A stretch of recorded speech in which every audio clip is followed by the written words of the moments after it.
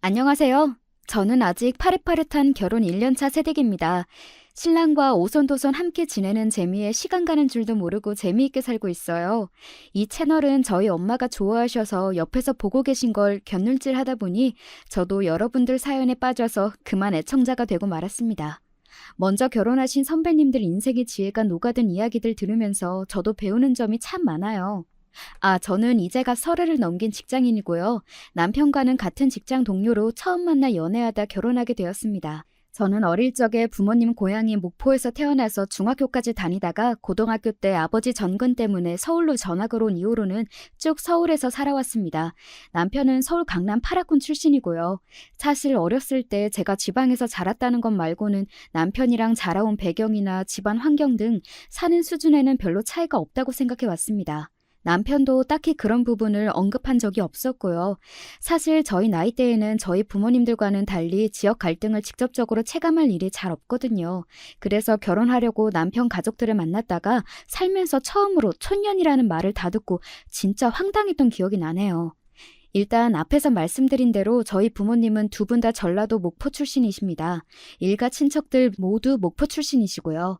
그래서 친척들 모임에 한번 갈라치면 사방에서 아주 구수한 사투리가 정겹게 튀어나오곤 합니다. 어이, 자네 왔는가? 아니, 어디 이렇게 일이 늦어버렸는가? 일찍 나온다고 했는데, 그 짝에 사거리에 사고가 안 났던가요? 그래도 다 한 동네 사람들인데, 한 들이다 봐줘야지. 욕받구만 욕봤어. 가끔은 저도 나름 목포 출신인데도 못 알아듣는 말이 있을 정도로 심한 사투리를 쓰시는 분들도 계세요. 원래 이 지역이 전라도 치고도 사투리며 지역색이 강하긴 합니다. 그래서인지 친척들끼리 유대감도 강한 편이었습니다. 내 식구니 남의 식구니 구분짓지 않고 사촌들끼리도 친동기간처럼 자라면서 저는 온 집안 어른들의 사랑을 듬뿍 받으며 자라났습니다. 그래서 아버지의 정근 때문에 저희 온 가족이 서울로 이사 가던 날은 그야말로 온 목포가 눈물바다가 되었다 해도 과언이 아니었어요. 온 일가 친척의 사촌들까지 저희를 배웅하겠다고 나와서는 눈물을 찍어대셨습니다. 아이고, 딸내미 이자 서울 올라가고 남은 언제 또 본단가. 서운해서 어쩌을까. 저도 자라는 내내 애정을 아끼지 않고 쏟아주신 친척들 곁을 떠나는 게 어린 마음에 많이 섭섭했습니다. 처음엔 아빠 혼자 서울 가라며 떼도 많이 썼어요. 방학 때마다 꼬박꼬박 내려올게요. 건강히 잘 계세요. 서울 애들은 지방 사람들하고는 다르게 개인주의적인 성향이 강하고 친척끼리 그렇게 가깝게 지내지도 않는다는 얘기를 어릴 때부터 어른들한테 인이 박히도록 듣다 보니 괜히 처음엔 친해지기 어려울까봐 겁을 먹고 있었는데 막상 와서 살아보니 서울 애들이라고 목포 애들이랑 크게 다르지도 않더라고요. 뭐 어딘들 사람 사는 곳 아니겠습니까? 저는 특유의 친화력을 발휘하여 전학을 오고 나서도 새로 사귄 친구들과 잘 지내며 서울 생활에 잘 적응해 나갔습니다. 전학 가고 나서 본격적으로 대학 입시를 준비하느라 눈코 틀 새 없이 바빠졌습니다. 목포에서도 대학 진학에 뜻이 있는 친구들은 일찌감치 입시 준비로 정신이 없었으나 서울 아이들에게 대학 진학의 열기만큼은 이길 수가 없겠다 싶었습니다. 특히나 제가 전학을 간 학교는 강남 한복판에 위치한 소위 강남 8학군에 속한 곳이었습니다. 나중에서야 부모님께 사정을 전해 듣기로는 서울 사는 아이들도 강남 8학군 들어가기가 쉬운 일이 아니라 저처럼 중간에 전학을 들어갈 수 있었던 건 정말 천운이 맞아떨어진 결과였다고 하더군요. 사정이 이렇다 보니 주변에서 눈에 불을 켜고 공부하는 친구들을 지켜보는 제 마음도 조급해질 수밖에 없었죠. 그렇게 저희 눈물 없이는 들을 수 없는 험난한 입시 생활이 시작되었고 먹는 시간, 잠자는 시간 줄여가며 모든 시간을 공부에 쏟아부었습니다. 주변에 공부 잘하는 친구들이 워낙 많다 보니 제 성적 정도는 그냥 우습게 느껴지더라고요. 결과적으로 보면 전학을 오지 않았더라면 이렇게까지 좋은 대학에는 들어오지 못했을 거예요. 그렇게 뼈를 깎는 각고의 노력 끝에 인서울에 위치한 명문대에 합격하고 나니 목포의 친척들도 마치 자기 일인 양 다들 기뻐해 주셨습니다. 동네에 플랜카드 거신다고 난리이신 걸 저 쪽팔려 죽는다고 사정사정해서 겨우 뜯어 말렸습니다. 야, 얼굴에 윤이 나는 거 봐라. 이자 서울 아가씨 다 됐구먼. 서울 아가씨는 무슨요. 제 친구들이 들으면 비웃어요 진짜. 제 나이 또래 사촌들 중에서 가장 좋은 대학에 진학한 저를 두고 친척 어른들께서 덕담 삼아 한마디씩 하셨습니다. 부끄럽고 감사하게도 저는 목포 친척들 사이에서 자랑거리가 되어 있었습니다. 제 옆에서 애써 겸손을 떨고 앉아 계셨지만 제 부모님께서도 내심 뿌듯해하시는 게 어린 제 눈에도 훤히 보였습니다. 그렇게 학기 중에는 열심히 공부를 하고 방학 중에는 꼬박꼬박 목포에 내려가기도 하며 알차게 대학 생활을 보냈습니다. 제 대학 동기들 중 서울에서만 자란 친구들이 지방 내려가는 걸 하도 신기해하기에 몇 번 데리고 왔더니 그만 제 친구들도 목포의 매력에 푹 빠져버렸죠. 와, 무슨 회가 이렇게 싸? 서울에서 먹던 거랑은 비교도 안 된다. 진짜 맛있어. 바다도 너무 예쁘고 완전 시골인 줄 알았는데 그렇지도 않네? 이런 서울 촌것들. 어디 지방만 간다고 하면 시골 내려가는 줄 알지? 여기 진짜 좋다. 나 목포 좋아. 서울 가기 싫다. 친구들의 열화와 같은 성원에 방학이나 길게 휴가가 생길 일이 있으면 데리고 목포에 내려오는 게 마치 연례 행사처럼 되어버렸습니다. 고향 떠난 조카딸이 꼬박꼬박 친구들까지 데리고 내려오는데도 친척 어르신들은 귀찮아하기는커녕 어린 손님들의 방문에 좋아해 주셨어요. 한창 클 땐데 다들 잘 묵어야 도야. 응? 음식 많이 했으니까 아끼지 말고 많이들 묵어. 저희 다 20살 넘어서 많이 먹어도 더 안 커요. 그래도 감사히 잘 먹겠습니다. 까르르 웃는 친구들 덕에 분위기도 더 좋아졌습니다. 우리는 친척들끼리 이렇게 안 가까운데 너는 진짜 무슨 복이냐? 좋겠다. 부럽다 진짜. 목포 인심이랑 서울 인심이 비교가 되냐? 야, 너도 이제 서울 사람이거든? 친구들과 투닥거리면서도 기분이 좋았습니다. 조카 딸의 친구들까지 살갑게 챙겨주시는 친척 어른들께 정말로 감사했습니다. 그러다 보니 서울에서 힘든 일 생길 때마다 가장 먼저 목포 생각이 떠오르곤 했습니다. 목포는 제 부모님의 고향이자 저의 고향이기도 하고 서울로 떠나와서도 그저 좋은 기억으로 남아있는 곳이었어요. 그래서 취업 후 같은 직장에서 지금의 남편을 만나 연애를 시작한 이후 처음으로 제 대학 친구들에게 남편을 소개하는 자리에서 자연스럽게 목포가 주제로 떠오른 것도 무리는 아니었을 겁니다. 대뜸 친구 하나가 남편에게 이렇게 물었습니다. 현수 씨, 지연이랑 목포 가보셨어요? 목포요? 네, 우리는 얘 대학 때 처음 만난 이후로 방학 때마다 거의 내려갔었거든요. 현수 씨는 아직이에요? 친구 말에 제가 눈알을 도로로 굴렸습니다. 사실 그때까지 남편에게는 한 번도 같이 목포에 가자는 말을 한 적이 없거든요. 친구들이야 제가 무슨 일만 생기면 목포 가자는 말을 입에 달고 살기도 하고 저희들도 저 따라 몇 번씩 목포에 내려가 보았으니 남자친구에게도 당연히 그랬을 거라고 생각한 모양이었어요. 하지만 친구랑 남자친구는 좀 다르잖아요? 친구들이야 그냥 제 친척들을 친척이라고 편하게 받아들이고 어울릴 수 있겠지만 남편은 입장이 좀 다르죠. 아주 어릴 때 사귄 사람이면 또 모르지만 대학 졸업해 취직까지 하고 나이도 어느 정도 찬 마당에 친척들이 버글버글한 목포로 같이 내려가면 친척 어르신들이야 당연히 신랑감 데려왔다고 생각하지 않으시겠어요? 저희 친척들이 어디 한두 사람도 아니고 바글바글하게 모인 제 친척들 사이에 뚝 떨어진 남편 모습을 생각만 해도 아찔했습니다. 이건 뭐 상견례가 따로 없겠죠. 그것도 일대 다수 상견례요. 생각만 해도 뒷목이 쭈뼛했습니다. 한 번 인사시켰다간 그대로 결혼식장으로 끌려 들어갈 판이었어요. 그런 취지로 남편에게 괜히 결혼으로 부담을 줄까봐 그간 목포에 가자는 얘기를 꺼내지 않은 건데 분위기가 요상하게 돌아가고 있었습니다. 제 딴엔 배려해서 그런 거였는데 웬만한 제 지인들은 다들 가본 목포에 저만 가본 적이 없다고 생각하니 그건 또 그것대로 서운한 모양이었습니다. 그날 모임이 끝나고 돌아가는 길에 차 안에서 슬쩍 남편 눈치를 보며 운을 뗐습니다. 자기한테만 딱히 말을 안 하려고 그런 건 아니고 아무래도 지방에 사시는 어른들이시다 보니 까딱 잘못하단 자기 놀러 한번 갔다가 망태기에 확 잡힐지도 몰라. 우리 아직 뭐 따로 계획된 것도 없는데 그런 건 서로 좀 부담스럽잖아. 그치? 제 딴엔 달래보겠다고 장난스럽게 말해본 건데 제 말에 남편의 서운한 기색이 더 커진 것 같았습니다. 자기만 괜찮으면 난 딱히 상관없는데? 딱 잘라 말하는 남편에게 더는 할 말이 없더라고요. 뭐 저가 괜찮다는데 어떻겠나 될 대로 되라는 심정이 되어버린 저는 결국 그 다음 주 주말에 남편과는 처음으로 목포에 내려가게 되었습니다. 아니나 다를까 목포의 친척들에게 제가 남자친구와 함께 내려간다는 소식이 전해지자 정말 난리도 그런 난리가 없었습니다. 그니까 이 짝이 우리 지연이 신랑감이라고? 그라제, 아따 인물이 훤하구만. 자, 내 잔 한 잔 받더라고.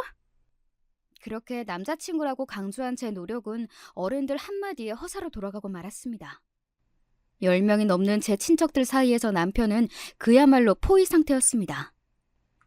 자기 내려가면 진짜 코 꿰인다니까. 자신 없으면 그냥 지금이라도 취소하자, 응? 걱정할 거 없다니까. 내가 어디 가서 부침성으로 빠지는 편도 아니잖아. 이 사태를 사전에 예견한 제가 걱정스러운 마음에 다시금 남편에게 확인했을 때까지만 해도 자신감이 넘치던 남편이었습니다. 목포에 거의 대부분의 친척들이 거주하고 계신다는 말을 이미 했음에도 불구하고 그 많은 어른들이 한꺼번에 우르르 다 몰려오실 거라고는 생각을 못했던 모양입니다. 자칭 친화력 갑인 남편은 맹수 무리 사이에 끼인 사슴마냥 식은땀을 삐질삐질 흘리고 있더군요.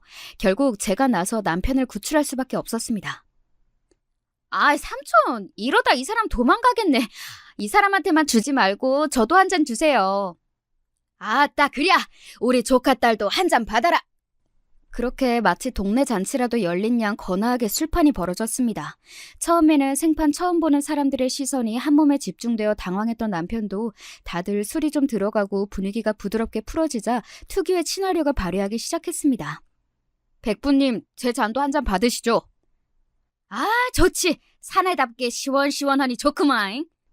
급기야 파장이 이르러서는 서로 어깨동무까지 하고 얼싸한 듯 하고 있는 저와 삼촌 모습에 저 사람들이 제 친척인지 남편 친척인지 의심스러울 지경이 되었죠. 그렇게 왁자지껄 정신없는 첫 대면이 끝나고 이윽고 좀 잠잠해지자 제가 남편에게 물었습니다. 고생했어. 나도 이렇게까지 다들 안 빠지고 다 나오실 줄은 몰랐네. 처음 뵙는 분들이 너무 많아서 정신이 쏙 빠졌지? 처음엔 솔직히 좀 당황스러웠는데 다들 반겨주시고 처음 보는 사람인데도 내 신랑감이라고 가족처럼 챙겨주시고 감사하더라고. 우리 집은 친척이 그렇게 많지도 않고 솔직히 명절이라고 다들 꼬박꼬박 참석하는 것도 아니라 친척들이 이렇게까지 많이 모인 건 처음 봐서 좀 신기하기도 하더라. 근데 이런 것도 나쁘지 않네. 다들 자기 진짜 아껴주시는 게 보이는 것 같아서 좋았어. 다행히 이 정신없는 와중에도 저의 친척들에 대한 남편의 첫인상이 상당히 호의적이더라고요. 그렇게 목포에 며칠 더 머무르는 동안 남편과 저는 온갖 모임과 환영 식사 자리에 초대받는 등 북적북적 시끄럽지만 즐거운 시간을 보내다 서울로 올라왔습니다. 그렇게 의도치 않게 남편과 저희 친척들이 먼저 대면을 하고 나니 상황이 좀 애매해지더라고요. 제 친척까지 만나봤는데 정작 제 가족을 만나 뵙지 않는 건 도리가 아니라는 남편 말을 듣고 보니 틀린 말 같지가 않았습니다. 그런가? 하긴 삼촌들이랑 숙모들이 그 성미에 아직까지 말씀을 안 하셨을 리도 없으니까 부모님 귀에도 벌써 들어갔을 거고? 그렇지. 근데 사위 될 사람이 정작 장인 장모님만 쏙 빼놓고 코빼기도 안 비치면 얼마나 경우 없고 괘씸하시겠어? 벌써 남편은 구렁이 담 넘어가듯 스스로를 자연스럽게 사위라 지칭하고 있었습니다. 정작 그때는 저 나름대로 생각에 잠겨서 그런 줄도 몰랐습니다. 지금에 와서야 돌이켜 생각해보면 애초에 목포행을 고집했던 것부터가 남편의 계략이 아니었을까 싶긴 하네요. 그렇게 남편과 저희 부모님과 함께하는 식사 자리가 잡히게 되었습니다. 그동안 부모님께서 별 말을 안 하셔서 저도 잠자코 있었는데 막상 제가 남편과 식사 자리를 제안했더니 기다렸다는 듯이 불이 나게 승낙하시더라고요. 꼭 제 입에서 그 소리가 나오기만을 기다린 사람처럼 말이죠. 말씀은 안 하셔도 벌써 친척들한테까지 선보인 딸의 남자친구인데 궁금하셔도 보통 궁금하셨던 게 아니셨나 봅니다. 식사하는 내내 분위기는 참 좋았습니다. 저희 엄마, 아빠 모두 남편이 첫인상부터 마음에 드셨던 모양이에요. 집안 환경이나 사람 성품이나 어디 하나 걸리는 부분이 없는 남편은 꽤나 괜찮은 신랑감이었거든요. 거기에 좋은 학교 나와서 저와 같은 회사에서 근무한다는 점도 마음에 드셨던 것 같아요. 왜 어른들이 늘상 하시는 말씀 있잖아요. 사람은 끼리끼리 어울린다고. 아무래도 한쪽이 기우는 혼사는 저희 나이대보다는 어른들께서 더 꺼리시는 경향이 강하니까요. 당신들 딸과 비슷한 교육 수준에 비슷한 생활 환경에 자상한 남편 만나 시집 보내는 게 당신들의 마지막 숙제라고 생각하시는 분들이시니 남편이 부모님 마음에 쏙 든 것도 무리는 아니었습니다. 그렇게 저희 부모님과의 대면이 성황리에 잘 마무리되자 다음 단계는 저희 시부모님과 저와의 대면이 남아 있었습니다. 누가 시킨 것도 아닌데 참 희한하게 마치 처음부터 정해진 수순이었다는 것처럼 일이 착착 진행이 되더라고요. 지금 생각해보면 남편과 가족이 될 운명이어서 그런 건 아니었을까 하는 생각이 듭니다. 시부모님은 두 분 모두 부모님 댁에서부터 서울에서 나고 자라신 그야말로 서울 토박이셨습니다. 삼형제를 모두 강남에서 낳아 기르셨다고 하더군요. 세 형제가 모두 소위 말하는 강남 8학군 출신이다 보니 학벌도 괜찮고 직업도 좋은 편이셨습니다. 제 아들이 세상에서 제일 귀한 줄 아는 아들 부모들은 그다지 내세울 게 없더라도 아들 가진 유세를 그렇게 부리는 사람들도 있다던데 딸 하나 없이 잘 키운 아들만 셋인 시부모님은 그런 기색이라고는 눈을 씻고 찾아봐도 없으셨습니다. 자식이야 우리가 해줘야 할 것들만 해서 다 잘하면 그때부턴 본인들 인생 스스로 헤쳐나가야 하는 거죠. 부모가 다 큰 자식한테 관여하려는 것만큼 자식 망치는 지름길도 없어요. 그저 우리가 그간 가르친 대로 제게 맞는 길 잘 찾아 걸어나가도록 지켜봐 주는 게 부모가 할 도리죠. 유복한 환경에서 인생에 큰 굴곡 없이 일평생을 품위 있게 살아오신 티가 나는 말씨였습니다. 사람 한 번 보고 알 수는 없는 일이라지만 그럼에도 시부모님의 첫인상이 정말 좋게 남아 있습니다. 며느리가 될 사람이라고 이리저리 뜯어보시는 기색도 느껴지지 않았고 말투나 몸가짐 하나하나에서 저를 존중하신다는 걸 느낄 수 있었습니다. 그래도 나름 시부모님이 되실지도 모를 분들을 만나는 자리라 제법 긴장을 했던 저도 이런 분들이라면 평생을 두고 보아도 괜찮을 것 같다는 생각을 했습니다. 양가의 인사를 모두 드리고 나니 결혼에 대한 이야기도 아주 자연스럽게 오가기 시작했습니다. 양가 부모님뿐만 아니라 저와 남편의 형제들끼리도 교류가 시작되었어요. 제 남동생이야 진작 저희 남편과 안면을 튼 바가 있었고 저도 남편의 형님들을 소개받게 되었습니다. 남편이 막둥이 남동생이어서 형님들과는 약간 나이 차이가 있었습니다. 지금은 큰 아주버님이 되신 큰형님이 10살, 작은 아주버님이 되신 작은 형님이 남편과 8살 차이 나니까 제법 터울이 지는 편이죠. 두 분 다 장차 재주씨가 될 한참 어린 저를 그저 흐뭇한 얼굴로 대해주셨습니다. 처음 보는 제가 신기한 것도 신기한 건데 그것보다 당신들의 어린 남동생이 장가들겠다며 신부를 데려온 상황 자체가 신기하셨던 것 같습니다. 내가 현수 결혼하는 걸 다 보게 되고 나이를 먹긴 먹었나 봅니다. 결혼에는 그동안 별 관심이 없어 보여서 솔직히 조금 걱정도 했었는데 이렇게 아름다우신 재수씨 모셔오려고 이 녀석이 그동안 그렇게 까탈을 부린 모양이네요. 그저 입이 귀에 걸린 아주버님들을 보고 남편이 제 앞에서 조금 창피해하는 것 같았습니다. 그도 그럴 것이 아주버님들께서 제가 앞에서 보고 있는데도 불구하고 남편을 마치 아기 다루듯 말씀하셨거든요. 덕분에 시부모님 대면에서도 듣지 못했던 남편의 탄생부터 시작한 일대기를 자세하게 들을 수 있었습니다. 우리 형들 진짜 유난이지. 시커멓게 다 큰 남자 앞에 앉혀두고 아주 내가 민망하게 짝이 없다. 왜? 난 정겹고 좋던데. 내가 맞으라 그런가? 저렇게 형님들 사랑 듬뿍 받고 자랐다고 생각하니 막내인 자기가 부럽기도 하고. 부럽긴 성가셔 죽겠구만. 아무래도 나이 차이가 있으니 형들은 나 태어난 날도 다 기억난다고. 지금도 그러거든. 워낙 어릴 때부터의 기억이 그대로 있으니 지금 이 나이를 먹어도 내가 아기처럼 보이나 봐.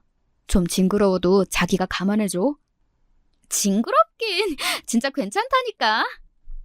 깔깔 웃으며 남편을 치면서 지금까지 만난 남편의 가족들이 다 너무 마음에 들어서 기분이 좋아졌습니다. 사실 결혼 결심하기 전에 가장 걱정스러운 게 남편 가족과의 관계 아니겠어요? 남편이야 내가 선택한 사람이라지만 남편 가족들은 그야말로 어떤 사람일지도 모르고 결혼했다는 이유만으로 평생 볼 일이 없었던 사람이 가족으로 묶이게 되는 건데 그런 사람들을 제 마음대로 선택할 수도 없고 그렇다고 쉽게 대할 수도 없고 그러다 보니 저와 성격이 맞지 않거나 저를 마음에 들어하지 않으시면 앞으로 어떻게 대해야 하나 만나기도 전부터 걱정이 앞서는 마음을 어찌할 수가 없더라고요. 그런 걱정이 그저 기우에 불과했다는 생각이 들자 순간 기운이 탁 풀렸습니다. 이제 만나뵐 분들은 대강 다 배웠지? 동서되실 분들만 만나면? 그렇지? 그날은 일단 형님들부터 먼저 배웠고 동서들과는 조만간 다시 한번 약속을 잡아보기로 이야기가 된 차였습니다. 두 분 모두 직장생활 하시는 분들이라 갑작스러운 약속에 참석을 못하셨다고 들었습니다. 사실 솔직히 좀 쫄리기는 하는데 형님들 뵈니까 조금 안심해도 될 것 같아. 저렇게 유쾌하신 분들인데 부인 되시는 분들께서도 비슷하지 않으실까 싶기도 하고. 크게 걸리는 건 없을 거야. 사실 형수님들이랑은 나도 그렇게 자주 보는 편은 아니거든. 우리 어머니 아버지께서도 며느리들 오라가라 하시는 성품이 아니시기도 하고 두 분 다 일하느라 바쁘신데 어지간한 집안 행사 아니고는 오라는 말씀도 잘 안 하셔. 엄마 말로는 아무리 부모 자식 간이라도 결혼으로 맺어진 인연은 가급적이면 너무 자주 안 보는 게 관계에 좋다고 하시더라고. 적당히 거리 지키면서 부딪힐 일 만들지 않는 게 가장 좋다고 하셔서 나도 그렇게 지냈지 뭐. 깔끔하신 어머니 성품에 하실 만한 말씀이었습니다. 그럼 우리 결혼하고 나서도 생각보다 동서들 뵐 일이 그렇게 많지는 않겠다. 그치? 뭐 그렇겠지? 앞에 두 형님들 결혼하실 때도 그랬는데 나 결혼하고 갑자기 바뀔 것도 아니고 다들 자기 직장 생활하느라 바쁜 마당에 친목을 하려고 해도 할 시간이 안 날걸? 그러니까 미리부터 너무 걱정할 필요 없어. 말은 안 했지만 제가 속으로 무슨 고민을 했을지 사려 깊게 헤아린 남편이 저를 미리 안심시키더군요. 남편의 든든한 말에 저도 그간의 우려를 이만 접기로 마음먹었습니다. 동서들을 처음 만난 건 그로부터 얼마 지나지 않아 시어머니 생신 자리에 초대받은 자리에서였습니다. 남편의 온 가족이 모이는 자리에 초대받은 건 처음이라서 이제 정말 가족으로 인정받는 거구나 하는 실감이 났습니다. 거기다 동서가 될 두 분을 처음으로 뵙는 자리이기도 하니 평소보다 더 신경이 쓰였습니다. 그래서 어머님 선물에다 동서들 선물들까지 작게 준비해서 남편과 함께 시부모님 댁을 찾았습니다. 시부모님 댁은 입구부터 인테리어를 아주 신경 썼다는 것이 티가 확 났어요. 요란하지는 않지만 고생한 취향이 드러나는 장식품부터 벽지 색깔까지 어머님께서 아주 고심하신 끝에 탄생한 애정이 가득 담긴 집이라는 것을 알 수 있었습니다. 남편과 아주버님들까지 다 이 집에서 나고 자랐다고 들었는데 오래된 집에 아들 삼형제를 키워낸 집이라고는 상상하기 어려울 정도로 관리가 잘 되어 있는 집이었어요. 집을 워낙 좋아하셔서 여행도 그다지 즐기지 않는 편이시라는 시부모님들 말씀이 그제야 이해가 되었습니다. 어머님, 아버님의 환대를 받으며 집에 들어가 보니 이미 저희를 제외하고 모두 먼저 와 계시더라고요. 아주버님들 옆에 앉아 계시던 두 동서들 모두 세련된 차림의 커리어 우먼이셨습니다. 나도 한 10년 전쯤 지나면 저렇게 세련된 모습이 몸에 배인 커리어 우먼으로 성장할 수 있을까 기대할 정도로 멋진 모습이었습니다. 안녕하세요. 처음 뵙겠습니다. 현수 씨한테 그동안 말씀 많이 들었습니다. 그래요. 반가워요. 앞으로 잘 지내봐요. 상냥한 미소와 나긋한 말투로 반겨주시는 게 감사한 마음이었습니다. 이제 결혼 전에 큰 산은 모두 넘었구나 싶은 마음에 안도감이 들었습니다. 그렇게 시작된 어머님의 생신 축하 식사 자리는 시종일관 조용하고 부드러운 분위기에서 진행되었습니다. 시부모님께서는 저뿐만 아니라 이미 시집온 두 며느리에게도 다정하지만 정중하게 대하셨어요. 직접 와서 이미 결혼으로 가족이 된 두 동서가 시부모님과 함께하는 모습을 보고 나니 결혼 후에 제 생활도 크게 다르지 않을 것 같아 안심이 되었습니다. 그렇게 어머님께 선물까지 다 전해드리고 시부모님 댁을 떠나기 전 두 동서들에게 미리 준비해온 선물을 건넸습니다. 이거 별건 아니고 제 고향에서 유명한 베이커리에서 인기 있는 디저트를 몇 개 준비해봤어요. 예전에 제가 선물했던 다른 분들도 모두 잘 드시던 거라 아마 입맛에 맞으실 거예요. 고향이요? 서울이 고향이 아니에요? 아, 중학교까지는 목포에서 나오고 서울로 전학 와서 그 이후로는 쭉 서울에서 살고 있어요. 제가 내민 선물 봉투는 눈에 들어오지 않는지 대뜸 큰 동서가 제 고향부터 물으시더라고요. 고등학교를 서울에서 나왔다고 하니 당연히 제가 서울 출신이라고 생각하셨던 모양입니다. 내민 제 손을 보고 큰 아주버님께서 큰 동서를 툭 치며 눈치를 주자 그제야 큰 동서가 선물 봉투를 받아들었습니다. 그래요. 잘 먹을게요. 옆에 서 계시던 작은 동서에게도 같은 선물 봉투를 전하고는 남편과 함께 시부모님 댁을 나섰습니다. 나 오늘 잘한 것 같지? 뭐 실수한 거 없었지? 차에 타자마자 꾹꾹 눌러온 질문을 쏟아내자 남편이 웃더군요. 그렇게 긴장할 거 없다니까. 우리 식구들 다 너 좋아해. 엄마 아빠도 오늘 너 와서 좋아하시는 거 못 봤어? 그랬지. 사실 식구들을 한꺼번에 본 거는 처음이라 나도 모르게 긴장을 했나 봐. 와, 새삼 자기 대단하다 싶다. 나는 자기 식구들 6번 보는 것도 이렇게 긴장을 했는데 자기 목포 처음 갔을 때 진짜 어떻게 버텼대? 제 말에 그때 어리버리했던 제 모습이 떠오른 모양인지 남편이 크게 웃음을 터뜨렸습니다. 그러게. 근데 그러고 나서 금방 잘 어울렸잖아. 어른들도 나 다 예뻐해 주시고. 저번에 갔을 때도 하도 대접을 잘 받아서 내가 몸둘 바를 모르겠더라니까. 네, 남편은 저와의 목포 첫 방문 이후로도 수차례 목포를 다시 찾았습니다. 그간 국내 여행 경험이 그렇게 많지 않았던 남편은 경상도나 강원도에 방문한 적은 있어도 전라도 방문은 평생 처음이었다고 했습니다. 첫 전라도 방문이었던 목포행에서 생각지도 못했던 많은 친척들의 환대를 받고 남편 기분이 썩 좋았나 봐요. 그 후로 며칠 짬이 나면 틈만 나면 목포 얘기를 하더라고요. 이번에 연차 하루 쓰고 주말 껴서 목포 다녀오자. 또? 다녀온 지 한 달밖에 안 됐는데? 그러니까 다른 데는 2번 가면 지겹던데 이상하게 목포는 가도 재미있더라? 곧 처갓집 될 곳이라서 더 그런가? 제 앞에서 너스레를 떠는 남편을 흘겨보곤 그래도 저 또한 여전히 애정을 품고 있는 제 고향 목포를 마음에 들어하는 것이 기분이 썩 나쁘지 않더군요. 이런 연유로 그 이후로도 몇 번 더 목포에 내려가서 휴가를 즐겼고 덤으로 여전히 조카 사위가 예뻐 죽으려고 하시는 친척들에게 귀여움도 듬뿍 받고 올라왔습니다. 이번에 동서들에게 선물한 디저트들도 목포에서 전날 휴가에서 올라오며 직접 공수한 것들이었습니다. 형님들께서 선물 마음에 들어 하실까? 어머님 생신인데 어머님 두고 큰 선물을 하기도 좀 그렇고 해서 부담 없이 선물한 건데 너무 부실하지 않을까 걱정이네. 별 걱정을 다 한다. 아마 선물 받게 되실 거라고 생각도 못 하셨을걸? 좋아하면 좋아하셨지. 선물한 게 왜 문제가 되겠어? 그런가? 아무래도 주위에서 들은 게 많다 보니 어머님, 아버님 처음 뵐 때보다 신경이 더 쓰였나 봐. 원래 손윗동서가 어려운 자리라고들 하잖아. 그런 손윗동서 둘이나 있는 나한테 시집와주니 황송하게 여기고 잘해야겠네. 제 긴장을 풀어준다고 짐진 너스레를 떠는 남편에게 웃어주고는 그래 내가 괜히 생각이 많은 거겠지 노파심을 떨치려 노력했습니다. 시어머니 생신에 참석한 이후로 저희 결혼 준비는 급물살을 타게 되었습니다. 아직 양가 부모님 간의 만남도 가지지 않았지만 암묵적으로 양가 모두 결혼 허락을 받은 셈이나 마찬가지였습니다. 저도 그 이후로 시부모님 댁을 여러 차례 방문했고 변죽 좋은 남편은 매번 선물을 바리바리 싸들고 저보다 훨씬 더 저희 부모님 댁을 들락거리기 시작했습니다. 상견례 분위기는 정말이지 더할 나위 없었습니다. 저희 부모님도 시부모님들도 서로 덕담을 주고받으며 화기애애한 분위기에 기분이 둥둥 뜨는 것 같았습니다. 남들은 결혼하는데 시댁 스트레스며 결혼 준비며 그리들 스트레스에 시달린다고 하는데 너무나 순조롭게 진행되는 결혼 준비에 정말이지 모든 일이 순리대로 착착 진행되어 쾌감마저 느낄 정도였습니다. 남들은 하도 결혼 준비가 힘들어서 결혼 2번은 못하겠다는 우스갯소리까지 한다는데 일이 이렇게나 잘 풀린다고? 싶기까지 했어요. 미리 길이를 여러 날 받아온 덕택에 상견례 자리에서 바로 저희 결혼 날짜가 잡혔습니다.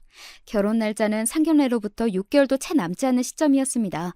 이미 남편 앞으로 마련된 신혼집이 있었고 대략적인 식장 예약 현황까지 미리 알아둔 덕에 진행 가능한 일정이었습니다. 이야기가 잘 끝난 것에 양가 부모님 모두 기분이 무척 좋아지셨는지 당초 예상보다 길어진 상견례는 가벼운 반주로까지 이어졌습니다. 이제 이야기는 저희 결혼 이야기를 넘어서 네 분의 살아오신 이야기로까지 넘어간 참이었습니다.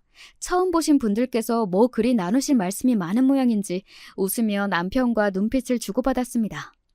제가 서울에서 나고 자라서 내내 집순이로만 살아서 부끄럽지만 이 나이 먹도록 별로 가본 곳이 많지 않아요. 저희 아버지의 팔도 유람기를 눈을 반짝이며 듣던 시어머니 말씀에 저희 부모님께서 깜짝 놀라셨습니다. 무척 활동적이신 저희 부모님은 틈이 날 때마다 저희 남매를 데리고 전국 방방곡곡 다녀보지 않은 곳이 없으셨거든요. 시어머니 말씀에 저희 아버지께서 즉흥적으로 목포 동반 여행을 제안하셨습니다.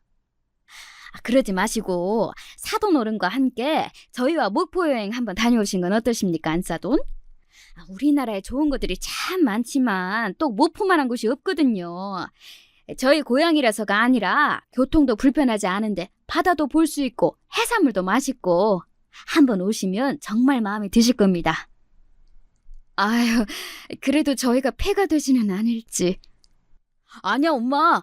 엄마 아버지 가시면 엄청 반겨주실걸? 친척분들이 다들 사람을 참 좋아하셔서 나도 몇 번이나 잘 있다가 왔어요.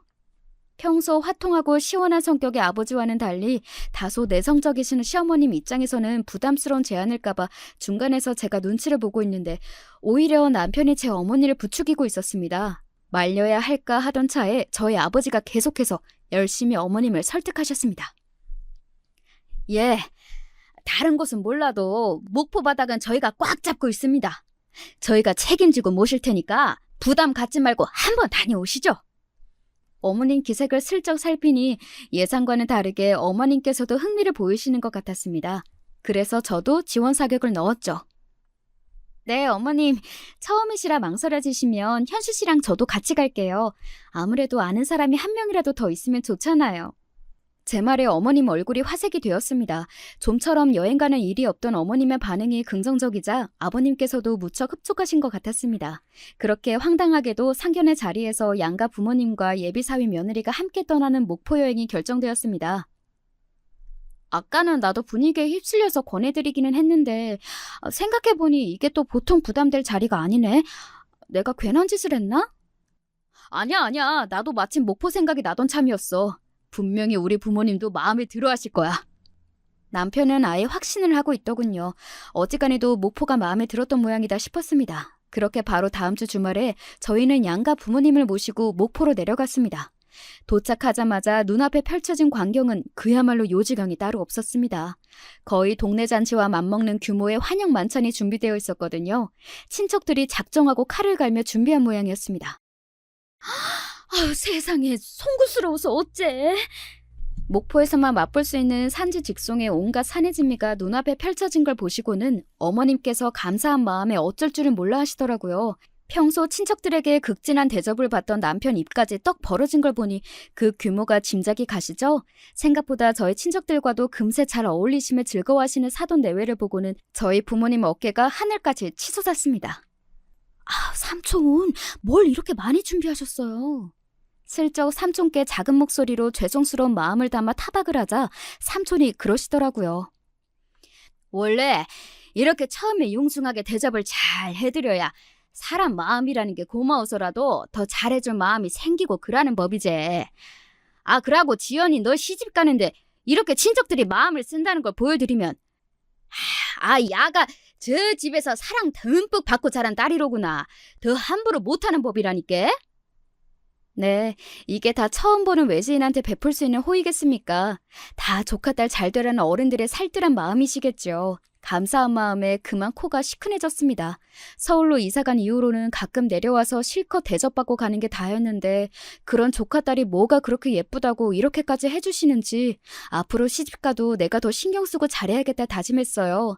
그렇게 저희 시부모님들은 저희 일가 친척과 부모님이 성심성의껏 준비한 온갖 코스를 다 즐기고 나서야 서울로 올라오셨습니다. 당초 우려와는 달리 시부모님께서도 첫 목포 여행에 정말이지 만족하셨던 모양이에요. 나중에 아버님께서 저만 따로 조용히 불러내셔서 말씀하셨습니다. 아가 고맙다.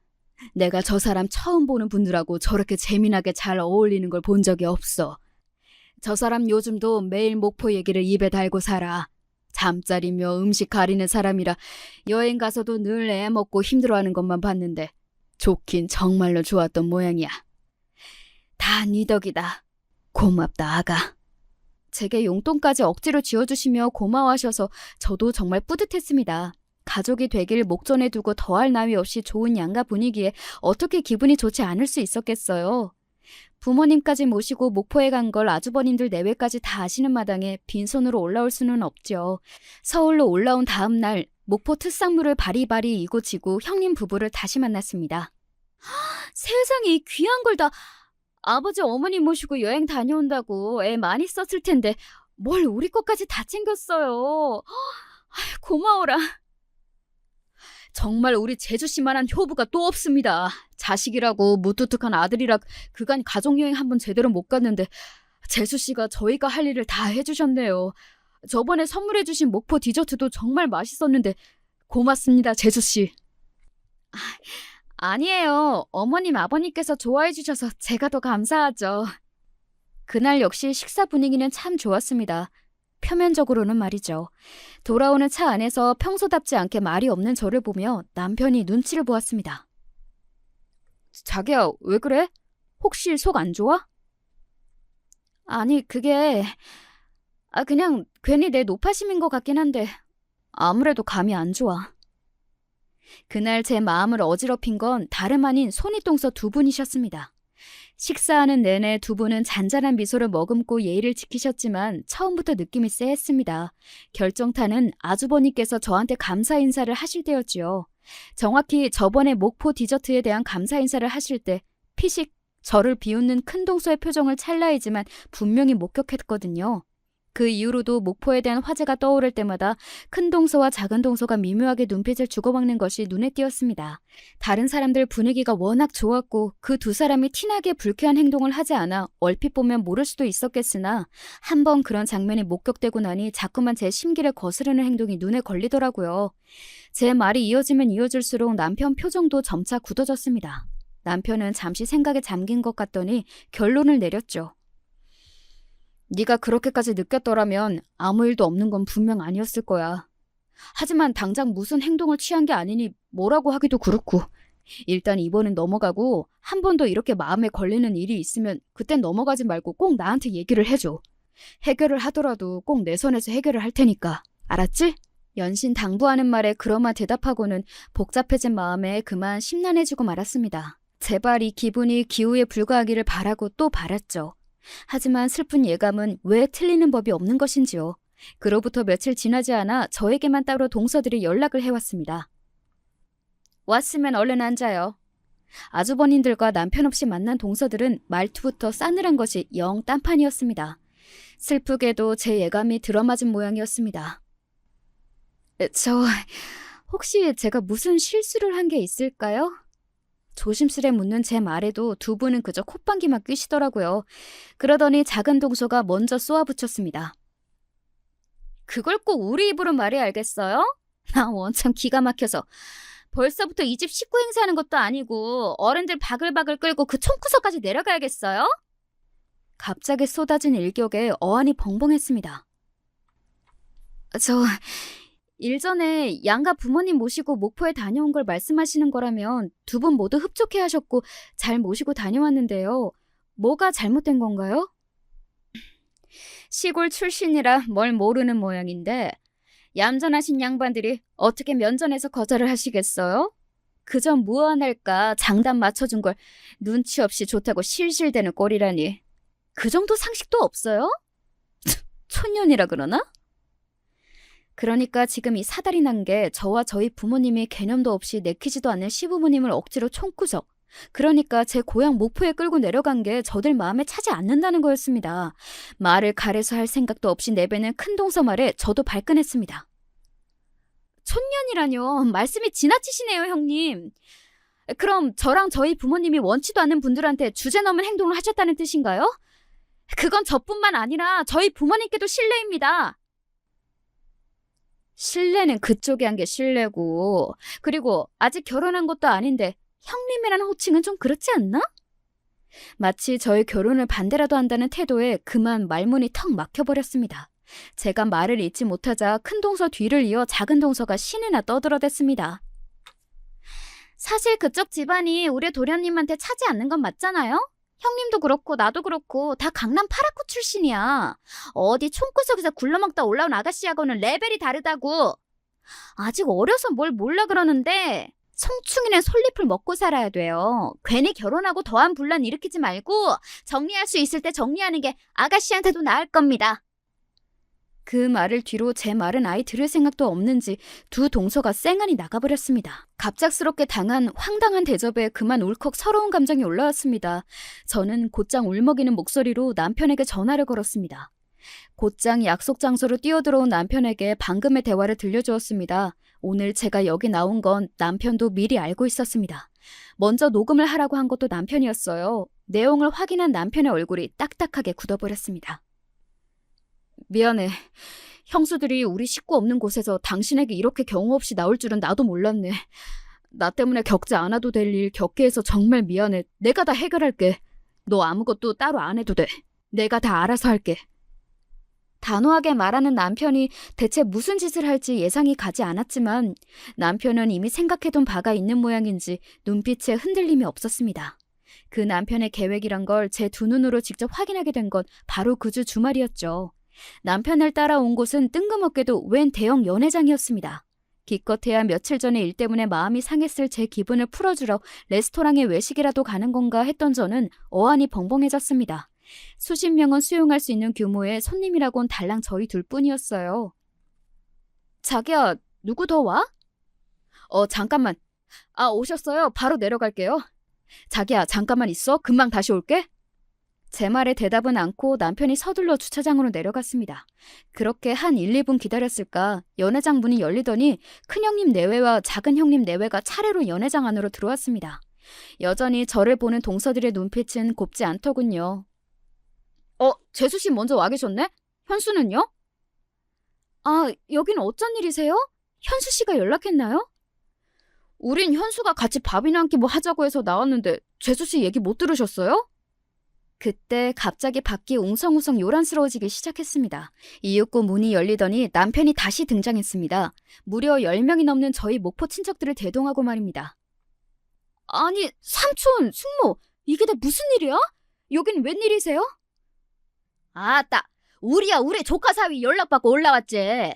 나가 우리 조카 딸이랑 조카 사위 덕에 서울 관광도 하고 좋은 구경도 하고 별일을 다 본다야. 뜻밖의 상황에 당황한 저를 둘러싸고 친척들이 반갑다고 난리도 아니셨습니다. 아주버님들과 동서들도 예상치 못한 상황에 당황한 기색이셨습니다. 어머 세상에 반가워라. 오시는데 불편하시지는 않으셨어요? 때마침 등장한 시부모님 때문에 놀라움이 정점에 다다랐습니다. 말씀하시는 걸 보니 시부모님께서는 저희 친척들이 올라오신 걸 미리 알고 계신 모양이었습니다. 황당하게 저를 쳐다보는 제 눈빛을 슬그머니 피하고는 남편이 말했습니다. 우선 시장하실 텐데 식사부터 하시죠. 그 말을 신호로 연회장에 뷔페 음식이 깔리기 시작했습니다. 이게 무슨 상황인지 채 파악할 틈도 없이 친척들이 시끌벅적하게 이야기를 나누며 식사를 시작하고 시부모님께서도 연신 환한 표정으로 저희 친척들과 담소를 나누셨습니다. 동서들에게는 이 자리가 가시방석임이 틀림없어 보이더군요. 밥을 먹는 둥 마는 둥 눈알만 이리저리 굴리는 동서들에게 저희 삼촌께서 말을 붙이셨습니다. 그러니까 이 두 분들이 우리 지연이 손윗동서 되실 분들이시죠? 처음 인사드립니다. 지연이 큰아비 되는 사람입니다. 네, 안녕하세요. 떨떠름하게 인사를 받는 동서들을 번갈아 쳐다보더니 이내 삼촌께서 말씀을 이으셨습니다. 역시 서울분들이라서 교양이 있으시고 많이 배우신 분 같으시네요. 아따, 저희가 촌사람이긴 하지만 우리 지연이는 일찍이 서울 올라와서 제 할 일 열심히 하며 잘 배운 자랑스런 조카 딸입니다. 저희 같은 촌사람하고는 달라요. 저희한테는 참말이지 귀한 조카 딸입니다. 지방 사람들이라도 사는 거 그리 다르지 않아요. 지방에서 올라왔다고 너무 미워하지 마시고 우리 지연이 좀 예쁘게 봐주십사 부탁을 드립니다. 뜬금없이 이게 무슨 소리인가 싶어 시부모님은 물론이거니와 아주버님들까지 두 눈이 동그래져서 저희 삼촌과 동서들을 번갈아 쳐다보았습니다. 네, 남편의 계획은 동서들이 그렇게나 무시하던 저희 목포 친척들의 지원 사격을 받는 것이었어요. 그 뒤로 별다른 말씀은 덧붙이지 않으시고 다시 화기애애한 시간이 이어졌지만 시댁 식구들 모두 이상한 기류를 기민하게 감지한 이후였습니다. 이윽고 식사가 모두 끝나고 종일 구경을 다니신 탓에 필요하실 친척 어르신들을 먼저 숙소로 보내드리기로 했습니다. 남편이 미리 인근 호텔을 예약해 두었더라고요. 헤어지기 직전 삼촌께서 저를 살짝 불러내며 말씀하셨습니다. 예, 아가 지연아, 너희 신랑한테 대강 설명은 들었다. 네가 속이 많이 상하겠소. 삼촌이 이날 이때껏 살아오다 보니 참 별의별 사람들을 다 겪게 되더라. 저 사람들이 뭘 몰라 그랬겠거니 하고 너도 너무 마음 쓰지 말거라. 알았자? 삼촌도 속상하셨을 텐데 도리어 조카딸 마음을 도닥여주시는 손길에 눈물이 핑 돌았습니다. 네, 알아요. 여기까지 올라오시느라 힘드셨을 텐데 정말 감사해요. 감사해요, 삼촌. 고생은 무슨. 덕분에 우리 다 잘 놀았다. 안 그러냐? 그라면 맞장구를 치시는 친척 어르신들과 함께 모두들 호텔로 돌아가시자 아버님께서 굳은 목소리로 저에게 말씀하셨습니다. 다들 시간 좀 내야겠다. 그렇게 삼형제 내외가 모두 시댁으로 향했습니다. 동서들 꼴은 숫째 죄인이 따로 없었죠. 제 남편에게서 자초지종을 전해들은 시부모님의 얼굴이 무섭게 굳어버렸습니다. 세상에 이게 무슨 망신이야. 그 어르신들한테 그간 우리가 신세만 져왔는데 은혜를 원수로 갚은 격이 아니냐? 아버님은 그야말로 대노하셨습니다. 시집 온 이래 단 한 번도 시아버지 목소리가 높아진 걸 본 적이 없었던 동서들은 고개도 들지 못하고 무릎을 꿇고 벌벌 떨었습니다. 제 부인들의 기막힌 행실에 아주버님들께서도 제게 고개를 들지 못하셨어요. 아니, 어떻게 우리 몰래 뒤에서 재수 씨한테 그따위 짓을... 당신 정말 부끄럽지도 않아? 재수 씨, 우리가 대신 사과할게요. 정말 미안합니다. 저 사람이 정말 재수 씨께 저질러서는 안 될 짓을 저질렀어요. 저희가 정말 면목이 없습니다. 그 가시방석에서 동서들은 그야말로 대역죄인이었습니다. 모두의 저기를 한 몸에 받아내며 두 사람은 금방이라도 쪼그라들어 사라질 것만 같았습니다. 그 꼴을 입을 꾹 다물고 참담한 표정으로 지켜보시던 어머님께서 드디어 입을 여셨습니다. 너희들에게 정말 실망이구나. 그 말에 두 동서가 흠칫했습니다.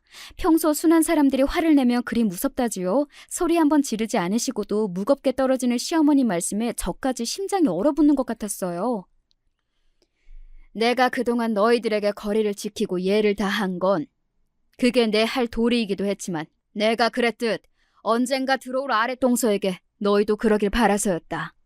그런데 너희들은 그간 나를 보고도 아무 느낀 점이 없는 모양이다. 그 말에 동서들이 울면서 어머님께 빌기 시작했습니다. 그리 표독스럽게 굴던 사람들이 정작 잘못을 저지른 제가 아닌 어머님께 비는 꼴을 보니 내가 별 대단치도 않는 사람들 때문에 쓸데없이 마음고생을 했구나 싶었습니다. 너희들이 사과할 사람은 내가 아니지.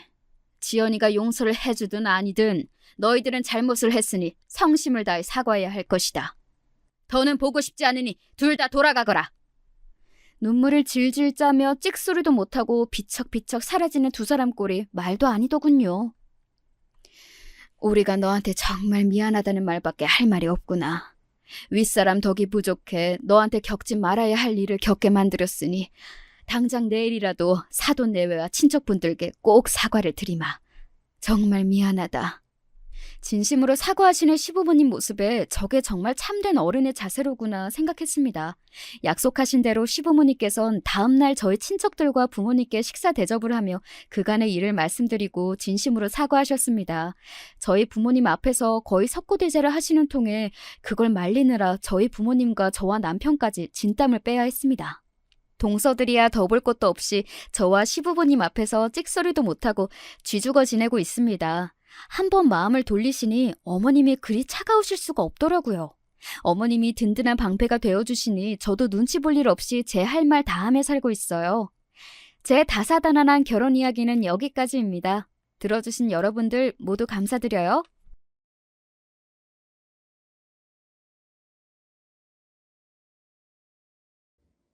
안녕하세요. 전 중랑구에 살고 있는 40대 여자입니다.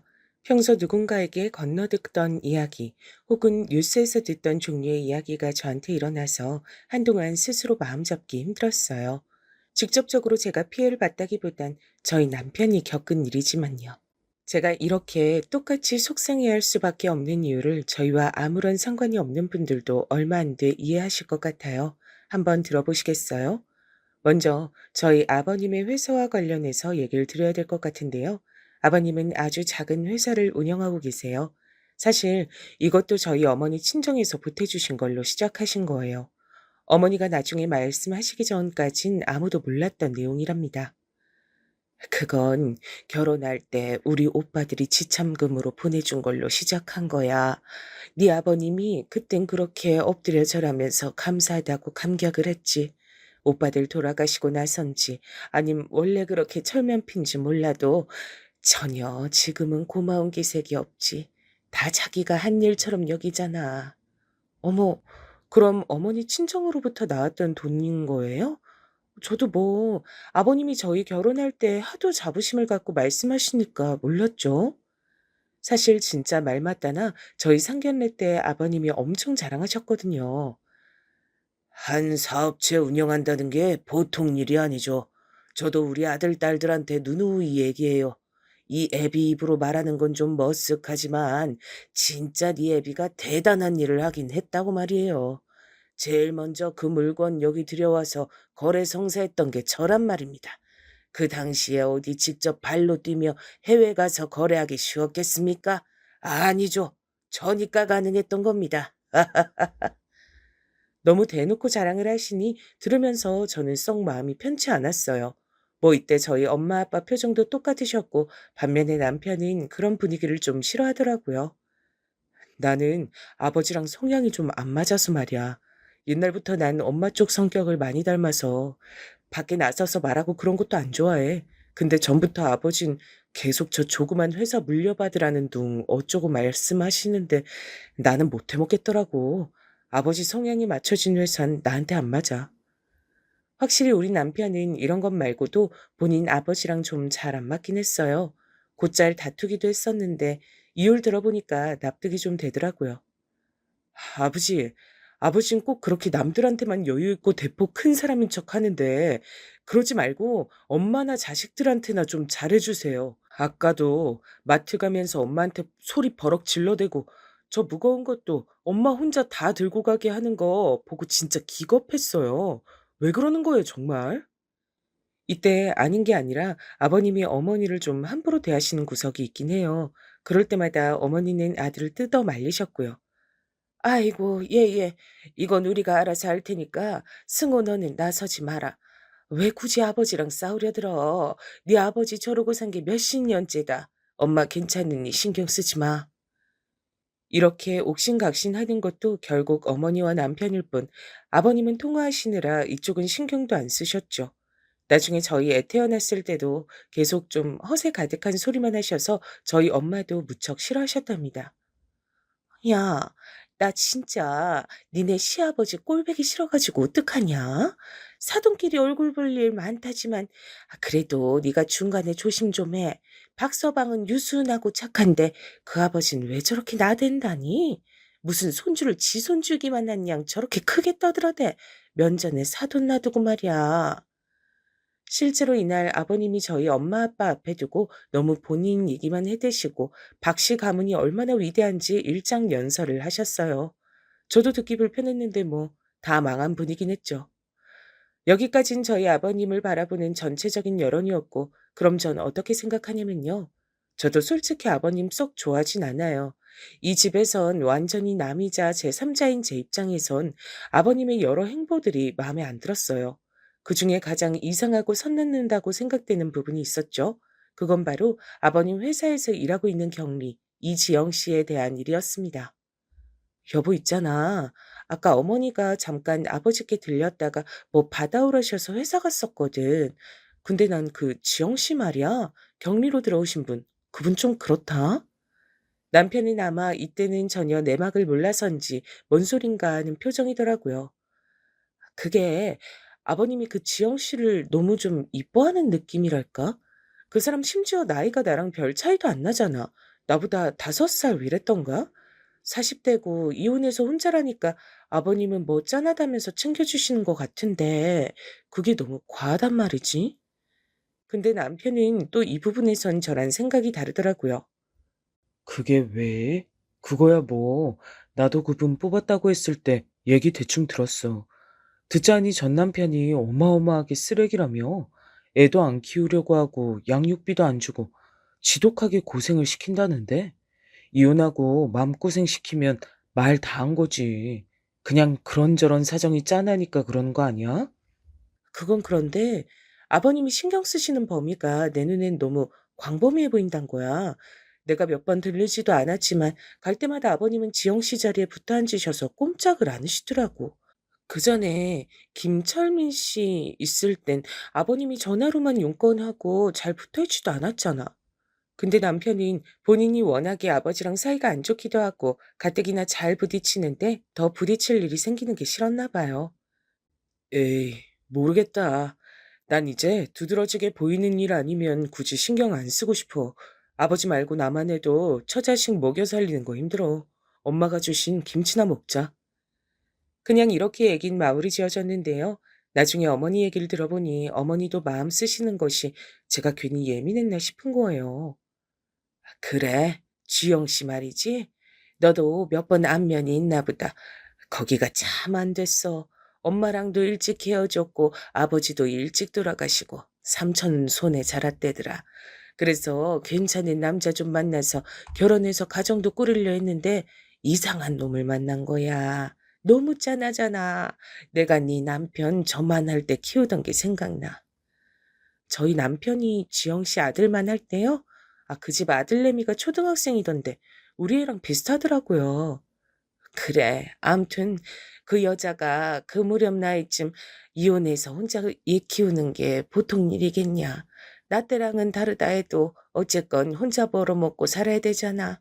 살림이냐 돈벌이냐 둘 중 하나만 해도 힘들 판에 둘 다 하다니 너무 짜네. 내가 마음이 너무 안 좋아가지고 얼마 전에 반찬도 해서 갖다 줬다. 네? 어머니가 반찬을 해다 주셨어요? 뭘 또 그렇게까지. 자기도 살만하니까 다닐 거예요. 너무 그렇게 마음 주시고 정 주시고 하지 마세요, 어머니. 어차피 일개 직원이고 언제 그만둘지도 모르는데요. 정들면 어머니만 힘드실 텐데. 제 말에 어머니는 괜찮다고 전혀 문제가 아니라고 손살에 치시더라고요. 에휴, 내가 뭐 대단하게 별 뜻이 있겠니? 솜씨도 없지만 그냥 좀 잘해주고 싶어 그러는 거지. 전혀 문제 없어. 또 일하다 관두면 어떠니? 나랑 만나서 연이 닿았을 때 잘해주면 되는 거지. 그걸 다시 되돌려 받으려고 해주는 것도 아니고 뭐. 이렇듯 저희 어머니 참 소탈하고 수더분하신 성격이에요. 힘든 사람, 아픈 사람 지나치지 않고 잘 도와주시고 아버님이 사고 치신 거 맨날 쫓아다니면서 수습을 해주셨죠. 전 이런 어머니가 이해가 잘 안 되는데 여러분들은 어떠신가요? 난 진짜 어머니처럼은 못 살 것 같아. 남편은 남편이고 아들은 아들이지. 아버님 저번에도 술 드시고 실수하시고 어머니가 그거 메꾸려고 쫓아다니시는 거 보면 너무 안쓰럽다니까. 왜 그렇게 사셔야 하는 거야? 좌우지간 난 아버지처럼 안 살 거니까 그런 걱정 붙들어 매도 돼. 자식이 꼭 부모 길 따라간다는 법 있나? 난 술도 안 마시고 아버지 같은 성격도 아니니까 그런 걱정 사서 하지 마. 실제로도 우리 남편은 그런 타입이기에 별 걱정은 없었는데요. 아무튼 전 그렇게 제가 괜한 참견을 한 느낌이 들어서 그냥 쓱 넘기고 잊었어요. 그리고 그 지영 씨 역시 꽤 오랜 기간 회사를 다니더라고요. 근데 한 2년 정도 됐을까요? 우리 애랑 바로 길 건너 맞물려 있는 초등학교에 다니고 있어 저도 안면이 있었는데 중간에 좀 이상한 소문을 듣게 됐어요. 지영 씨 애랑 저희 애랑 학원이 겹치고 중간에 아는 엄마가 한 명 있었거든요. 저기 민우네 엄마 이번에 태권도 같이 다니면서 알게 된 엄마인데 좀 그래. 난 저 집이랑 우리 애 같이 어울리게 하고 싶지가 않아. 응? 이유가 뭔데? 나도 저 엄마 알긴 알아. 그랬는데 이때 제 귀로 흘러들어온 얘기란 도저히 저 혼자만 알고 감당하긴 힘든 얘기였죠. 저 집이랑 같이 어린이집 나온 애 엄마한테 들었거든. 남편이 장난 아니기도 했고 이혼했다나? 근데 그 뒤로 두어 번 애 데리러 오는 남자들이 달랐다나 뭐라나 말들이 많더라고. 응?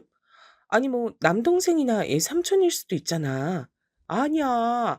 애가 그때마다 아저씨 아저씨 했대잖아. 민우 엄마 얼굴도 이쁘장하고 옷도 되게 야시시하게 입잖아. 솔직히 그냥 애 엄마라도 보기 좋은 차림은 아닌데 이혼하고 너무 자유롭게 이성교제하고 애한테 혼란 주는 느낌이라 보기 좀 그래. 그러니 우리 애랑도 너무 교류 안 했으면 좋겠더라고. 전 이런 얘기는 너무 의외였죠. 일할 때 지영 씨의 모습이란 그냥 평범한 차림새였거든요. 그나저나 이혼 후에 만나는 남자들이 있었구나 싶었고 듣고 꽤 놀라웠어요. 이런 다소 찝찝한 소식을 들었지만 뭐 저랑 큰 상관없는 얘기라고 생각했고요. 저랑 엮일 일이야 아버님 회사 문제 아니곤 없으니 적당히 거리를 두면 된다고 생각했는데요. 하지만 제가 그렇게 마음은 먹은 대로 흘러가지 않고 아주 지저분하게 엮이게 돼버린 거예요. 그 계기는 마치 계기란 단어를 쓰기도 참 참혹하고 슬픈 일로 인해 만들어지게 됐습니다. 당시 우리 남편이며 아가씨며 다들 세상이 무너진 얼굴로 우왕좌왕하던 모습 생각하면 제 가슴 한쪽 언저리가 다 쓰러올 정도예요. 그건 다름 아닌 저희 어머니와 관련된 일 때문이죠. 어머니는 정말 돌연 아주 바람처럼 저희 곁을 거짓말처럼 떠나셨어요.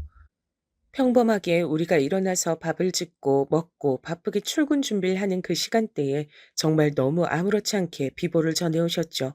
그것도 아버님을 통해서 말이에요. 니들 얼른 이리로 건너와라. 큰일이다. 큰일 났어. 이 전화를 제가 받게 됐고 제대로 되묻기도 전에 뭔가 예감이 이상하다 싶었어요. 밥 먹고 있는 남편에게 이 말을 전하니 저와 비슷한 감정이 들었나 봐요. 저흰 재빨리 아이를 친정에 맡기고 얼른 시댁으로 갔는데 거기서 다시 봐도 믿기 어려운 광경을 눈으로 보게 됐죠. 아, 아버님, 이게 저기 어머니 어떻게 되신 거예요? 제 말에도 아버님은 대답을 못하고 얼굴을 양손에 파묻은 채 어쩔 줄 몰라 하고 계셨고 우린 그렇게 우여곡절 정말 정신이 하나도 없는 상태로 어머니를 떠나보내게 됐어요. 그 상황이 유서 한 장 없이 정말 이렇다 싶게 뭔가 알만한 방도도 없이 삶을 마무리하셨더군요. 당시 저는 친정과의 해외여행을 계획하고 있었지만 당연히 취소할 수밖에 없었죠. 어머니 장례와 일정이 겹치지는 않고 한 2주 정도 되긴 했지만 도저히 진행할 수 없는 상태였어요. 갑작스레 장례가 치러진 뒤 남편과 아가씨는 정말 아무런 정리도 하지 못했죠. 너무 당연한 사실이지만 남편은 이 사실을 받아들이지 못했죠. 얼마나 힘겨웠음 저에게 이렇게 말하더라고요. 너무너무 이해가 되면서도 저 역시 겁이 났어요. 여보, 나 회사에 휴가를 좀 더 내야 될 것 같아. 숨이 너무 가빠오고 일에 집중도 안 되고 심장이 막 쿵쾅쿵쾅 뛰어. 나, 나 좀 쉬어도 될까? 집에서 그냥 아무것도 안 하고 누워있고 싶어. 그래, 여보. 당연히 쉴 수 있을 만큼 끌어다 쉬어. 쉴 때 쉬어야 되고, 울 때 실컷 놀아야 된대. 안 나올 때까지. 괜찮아. 당신 쉬어도 되니까 아무것도 안 하고 있어, 그냥. 이때 우리 남편은 이미 결혼을 한 상태에서 배우자인 저라도 있었지만 결혼하지 않은 아가씨는 정말 어떻게 추스를 줄을 몰라 했어요. 오죽하면 평소 별로 왕래도 없던 저에게 전화를 다 했더라고요. 언니, 나 진짜 너무 힘들어요. 우리 엄마가 그렇게 가다니. 언니는 믿어져요? 장례치료가 할 거 다 했는데도 실감이 안 나서 실감이 나는 부분과 안 나는 게 너무 세게 대조가 돼서 진짜 못 견디겠어요. 나 어떡하죠? 평소 마음 약하고 순한 아가씨였기에 진짜 이 남매를 어쩌면 좋나 싶어 저도 감정이 벅차오르더라고요. 저 아가씨, 괜찮음 우리 집 와 있어요. 혼자 있지 말고 오빠도 당분간 얼마 휴가 낸다니까 아가씨도 우리 집 와서 같이 TV도 보고 그래요. 이런 식으로 남매를 달래가며 전 저대로 나름의 충격과 피로감에서 벗어나기 위해 무던히 노력을 했어요. 근데 얼마쯤 지나 남편이 갑자기 누굴 같이 만나자는 거예요. 김 팀장님, 아버님 회사 꽤 오래 다니시다가 얼마 전에 그만두신 분 맞지? 장례 때도 오시지 않았나? 근데 왜 당신한테 만나재? 나도 모르겠어. 암튼 급한 일이라고 좀 만나달라시는데 당신도 좀 같이 가주면 안 돼? 저도 뭔가 싶어서 일단 같이 나갔는데 그때 들었던 얘긴 일전에 들었던 그 어떤 소문이나 농담거리보다 큰 충격으로 다가왔어요.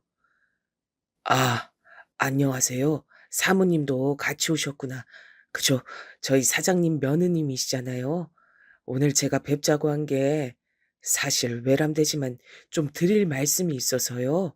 솔직히 좀 그냥 덮고 넘어가려 했는데 상황이 이렇게 되니 제 마음이 너무 안 좋아서요. 뭔 얘기를 하려고 이렇게 뜸들이나 싶어 물만 벌컥이며 기다리던 우린 엄청난 얘기를 듣게 됐죠. 새삼 내가 생각한 것이 내 촉이 틀리지 않았단 게 이렇게 슬픈 일일지 처음 알았어요. 아니, 그럼 김 팀장님이 같이 근무하실 때 그렇게 느끼셨단 거예요? 그 격리, 지영 씨랑 저희 아버님이 좀 그래 보이셨단 말인 거죠? 전 이 말을 하면서도 너무 놀라서 차마 옆에서 같이 듣고 있는 남편의 표정을 보지도 못하고 물었어요. 네. 그게 사실 지영 씨 일처리가 그닥 능숙한 것도 아니고 매번 회계 내역도 틀리고 결국 제가 다 손보기도 하고 저도 꽤 오래 다녔지만 뭐 그만두게 된 여러 가지 이유 중 지영 씨 뒤치다꺼리를 제가 하는 스트레스도 있었죠. 그게 사장님이 참 이뻐하시더라고요. 나중엔 도가 지나치기도 하고. 도가 지나치다니 어떤 말씀이신지. 그러자 김 팀장님은 저희 남편 눈치를 슬쩍 보더니 어렵게 말을 하시더군요. 아, 기왕 이렇게 말씀드리러 왔으니 제 생각엔 사모님도 아마 어느 시점부터 나시지 않았을까 싶거든요. 굳은 얼굴로 사무실 나가는 것도 몇 번 봤고, 암튼 제 추측으론 증거는 없지만 사장님이랑 지영 씨 외근도 많이 나가고, 앞만 봐도 연인 같은 대화를 탕비실에서 하는 것도 많이 들었죠. 법인카드 영수증 봐도 수상할 때가 있고, 그럼 그 저희 아버님과 지영 씨가 연애하는 것 같단 말씀이신 거죠? 전 너무 당황스러워서 말 앞뒤도 안 맞게 이상한 말투로 물었고 김 팀장님은 눈 질끈 감고 그렇다고 끄덕이시더군요. 솔직히 사모님이 모르실 리가 아니 아셨을 것 같아요. 그게 최근이고요. 아시겠지만 사모님께서 지영 씨 참 이뻐하셨는데 지영 씨 애기도 본인 손주뻘이라고 용돈 주시고 아유 저 이번에 장례식 왔다가 느낀 거 정말 많았어요. 감히 상상도 안 되더라고요 그 심정이. 게다가 지영 씨도 왔었잖아요. 순간 저도 불현듯 머릿속을 번개처럼 스쳐가는 게 그 지영 씨가 정말 상복을 입고 어머니 장례식에 오시긴 했거든요. 그때 묘하게 김 팀장님이 지영 씨를 본체만 채 했던 게 떠올랐죠. 제가 같이 앉으시라고 안내했는데 표정이 썩 안 좋으셨거든요. 그날 진짜 뭔 주제로 왔나 싶어 말도 안 나오더라고요. 전 비보를 듣자마자 올 것이 왔구나 싶었고 마음이 너무 쓰렸어요. 왜냐면 사모님은 저희 어머니 연배시고 저한테도 무척 잘해주셨죠. 그래서인지 전 지영 씨 진짜 치가 떨리고 용서가 안 돼요. 가장 야속하게 느껴지는 건 사장님이지만요. 암튼 사모님 저렇게 되신데 두 사람 책임이 막대하게 느껴질 뿐이에요. 그제서야 전 정신이 들어 남편을 쳐다봤고 표정을 전혀 볼 수가 없었어요. 왜냐면 거의 오단의 얼굴을 파묻듯 고개를 숙이고 있었거든요. 이런 엄청난 얘기를 듣고 남편은 거의 부축받듯 저한테 안내를 받아 차에 올라탔고 제가 운전해서 집까지 겨우겨우 왔죠. 남편은 결국 이 무렵 심각한 우울감에 시달려 회사로 돌아가길 힘들어했고 정말 아슬아슬하게 본인 앞에 놓인 휴가들을 다 빼서 쓰게 됐어요. 이렇게 유약한 사람이 얼마나 상처가 클까 싶었고 전 이런 얘기를 감히 저희 친정엄마에게조차 못하고 있었죠. 이때 남편이 저한테 나지막한 목소리로 부탁하더라고요. 여보, 부탁인데 그 아버지 얘기 있잖아. 유정이한텐 말하지 말아주라. 그냥 미안한데 나랑 여보만 알고 있으면 안 될까? 무슨 말인지 알지? 그러면서 그 소눈 같은 눈망울이 시뻘겋게 충혈된 걸 보니 얼마나 가슴이 찢어지던지요. 알겠다고 몇 번이나 안심을 시켰고 저도 이걸 어떻게 소화하고 삼켜야 할지 몰라 한참 답답했어요. 저야말로 어디 정신과라도 상담 받아봐야 되는 거 아닌지 너무 갑갑하더라고요. 그런 차 아버님은 배우자 장례를 치른 지 한 달 남짓 된 사람이라고 볼 수 없는 모습으로 저희에게 갑작스런 통보를 하셨죠. 그래, 벌써 시간이 이렇게 지났는데 집도 좀 정리를 해야 될 것 같다. 니들도 알다시피 집에서 나도 이제 더 혼잔 못 있어. 힘든 꼴도 봤고 암만 해도 갱년기로 그렇게 힘들다더니 저렇게 갈 줄 몰랐지. 나도 너무 힘들다. 여기 좀 정리하는 거 니들 와서 도와라. 전 이 전화를 받고 손이 부들부들 떨리더라고요. 가뜩이나 다른 부분으로도 충분히 소문이 안 좋은 그 여자, 지영 씨와 그런 사이란 걸 다른 직원한테 걸렸잖아요. 아버님은 그런 걸 전혀 모르는 눈치셨어요. 와중에 이런 말씀까지 하시는 아버님, 솔직히 저희 시아버지니까 저도 여러모로 참고 겨우 넘겼지 남이었음 가만 안 뒀을 것 같아요. 그렇지 않나요? 나도 많이 우울해. 나도 그 지경을 보니 못 살겠다, 진짜. 이 집에서 버티기 힘들고 죽겠다. 이러다 치매라도 오고 뭐라도 큰일 생기면 어쩌냐. 이 집도 마음 같아선 내일이라도 팔고 나가고 싶어. 이렇게 본인의 우울감을 호소하시면서 외려 본인이 피해본 사람처럼 행동을 하시더라고요. 결국 남편은 놔두고 저랑 아가씨만 가서 꾸역꾸역 어머니 유품을 정리했고요. 이때도 아가씨는 많이 울었어요. 저도 울음이 올라오고 사정을 대충 파악하고 있어서인지 더 착잡했습니다. 이후로 급기야 아버님은 아주 빠른 속도로 그 집을 파셨고요. 새로운 곳에 아파트를 얻어 이사 가셨답니다. 전 조금도 내키지 않았으나 예의상 몇 번 여쭤봤는데 이게 참 돌아오는 반응이 많이 쎄하더군요. 아버님, 제가 몇 번 들락날락하면서 챙겨드려야 될 것 같은데 반찬 같은 건 어떤 게 괜찮으세요? 솜씨는 없어서 입맛에 맞으실지 모르겠네요. 그런데 아버님은 한사코 괜찮다고 거절하시는 거예요. 평소에도 그렇게 어머니나 절 자잘하게 부려먹으시던 분이 말이에요. 앞만 봐도 이상하지 않나요? 아, 그런 건 걱정할 거 없다. 내가 알아서 챙겨 먹으면 되니까 뭐 전혀 신경 쓰지 않아도 돼. 이제 그 집도 나왔고 이사했고 내 몫은 내가 알아서 해야지 뭐. 네? 정말 괜찮으세요? 전 도통 아버님의 상태를 짐작할 수가 없더라고요. 새 아파트로 이사하셨으면서도 초반에 딱 한 번만 부르시고 그 뒤로는 별로 절 안 찾으시는 거예요. 이때 뭐랄까, 제3자인 제 입장에서 유추되는 부분이 하나 있었죠. 조심스러운 생각이었는데 남편도 같은 예감이 들었는지 저한테 먼저 묻더라고요. 여보, 아무래도 아버지 집에 좀 가봐야 될 것 같아. 나 마음이 좀 편치 않아서. 맨날 그렇게 불러대고 엄마 못 살게 이것저것 시키던 양반이 새집 가서 왜 아무 소식이 없는 건지. 이건 남편이 진짜 자기 아버지를 뭐 걱정했다기보단 다른 낌새가 없는 건가 약간 의심하는 어투였어요. 그래서 저랑 남편인 반찬거리를 준비해서 방문했고 아니나 다를까 역시 예감은 적중했죠. 문을 열어주었던 아버님이 아니라 지영 씨였어요. 아주 편한 차림으로 슬리퍼까지 끌어가면서 열어주더군요. 더 황당했던 건 저를 보고 별로 놀라지도 않았죠. 저기 지영 씨, 왜 우리 아버님 댁에 있어요? 게다가 그 차림은 또 뭐고 이 집에서 사는 거예요? 그러자 지영 씨는 초반엔 약간 당황한 듯 했지만 갈수록 아주 세고 당당하게 말하더라고요. 아, 뭐, 네. 사장님이 여기 뭐 좀 챙겨주러 와달라고 하셨어요. 옷이야 뭐, 저 집에서 입던 대로 온 건데요. 여기 놔두실 거 있으면 두고 가세요. 전 사장님한테 집 치웠다고 검사받고 갈 거예요. 검사요? 뭘요? 지영 씨가 아버님 댁 뭐 청소라도 해주고 오가기로 한 거예요? 그거야, 네. 그렇게 됐어요. 볼일 보셨으면 가셔도 될 것 같은데. 저도 좀 이따 나가봐야 되거든요. 애 데리러 가야 돼요. 그러면서 제 말은 대충 끊어버리고 뭔가 설명하기 곤란해 보이더라고요. 결국 그 자리에서 남편은 참지 못하고 아버님께 전화를 걸어 대판 싸우게 됐습니다. 지영 씨는 그 앞에서 아주 모욕적이어서 못 견디겠다는 얼굴로 우리를 노려봤고 남편은 있는 대로 아버님께 쏟아부었어요. 아버지 지금 나랑 말장난해요? 여기 여직원을 불러다 놓고 아주 심어놓고 살고 있었네. 엄마 돌아가신 지 1년은 됐어? 아버지 진짜 미친 거 아니야? 이 눈 돌아간 노인네 같으니라고. 어머, 어머. 지금 사장님한테 무슨 짓이에요? 그만하세요. 왜 이러냐고요, 진짜. 아무리 아드님이라도 그렇지. 너무하신 거 아니에요? 상황이 이렇게 된 거 저도 곱게 말이 나가지 않아서 뭐라 했는데 생각해보면 후회돼요. 저 때 그렇게 대처하면 안 됐는데 말이에요. 저기 지영 씨, 우리 이래저래 안면 있는 사이니까 말하는 거지만 아무리 아버님이 오라고 하셨다고 한들 이렇게 편하게 들락거리고 하면 안 돼요. 알잖아요. 우리 어머니 장례 치른 거 이제 한 달 됐어요. 솔직히 말해서 두 분 사이 소문도 있고 지금 별로 좋은 얘기 안 도는 거 알잖아요. 본인이 알아서 이런 건 끊었어야죠. 그러자 지영 씨는 꼬리라도 밟힌 고양이 마냥 확 날을 세우고 저에게 달려들지 뭐해요. 뭐예요? 지금 그 말투?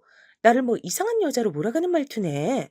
나야 사장님이 돈 준다고 하니까 급여대로 맞춰서 여기서 할 일을 하는 것뿐이에요. 내가 무슨 헛바람 든 여잔 줄 알아요? 그쪽도 평소 건너 학부모 관계라 내가 별말 않고 참았는데 은근 뒤에서 나 무시하는 거 모를 것 같아요? 진짜 기가 막히고 코가 막힐 노릇이더라고요. 이 여자 쉽게 볼 사람이 아닌 것 같긴 했지만, 아니, 70이 다 된 노인네 집에 이상하게 옷 입고 와서 주인처럼 있는 게 정당한 모양새인가요? 결국 이때 얼마 안 되어 아버님이 들이닥치셨고요. 분위기 대충 보아오니 파악이 되셨죠. 지영 씨와 본인 관계를 아들 부부가 어느 정도 눈치챘다는 걸요. 워낙 꾀가 있고 머리 회전이 빠르신 분이니 발뺌하는 건 포기하시고 자백을 하셨죠. 아휴, 진짜 뭐랄까? 늙은 여우 같은 노인네란 생각이 들었어요. 교묘하게 자기 잘못은 다 빠져나가더라고요. 그래, 뭐, 갑작스런 변화가 있어서 나도 생각보다 빨리 니들에게 말을 하게 됐다. 나도 이거 참 너무 곤란하고 어쩔 수가 없더라. 나도 많이 힘들었고, 여기 지영 씨랑도 어쩌다 보니 인연이 닿았다. 네 엄마 보내고 내가 보통 심정이었겠냐? 이 말에 남편은 곧장 바로 말을 자르고 대들더라고요. 그럴 수밖에 없었을 거예요. 아버지, 진짜 나 돌아버리는 꼴 보고 싶지 않으면 그딴 식으로 말하지 마요. 내가 모를 것 같아? 내가 들은 게 없는 줄 아냐고. 증거? 갖고 오라면 얼마든지 보여줄 수 있어. 엄마 그렇게 보낸 건 아버지야. 아버지랑 저 미친 여자라고. 어떻게 엄마를 보내고도 머리로 느낀 게 없어서 이렇게 살림을 차리고 앉았어? 구구절절 조금도 틀릴 말이 없고 너무나 지당하신 말씀이었으나 이상한 대로 눈이 맞아버린 남녀에게 바른 말이 들릴 리가 없었죠. 아버님은 외려 먹긴 놈이 성낸다고 본인이 더 들고 일어나서 막 소리를 지르시대요. 제가 볼 땐 본인이 끼고 사는 그 지영 씨 보기에 뭔가 남자 입장에서 창피했나 봐요. 어휴, 이렇게 상상해보며 쓰면서도 역겹고 토할 것 같네요. 다 늙은 노인네가 젊은 여자 꿰차고 마누라가 스스로 생을 달리하게 만들어 놓고 말이에요. 뭐야?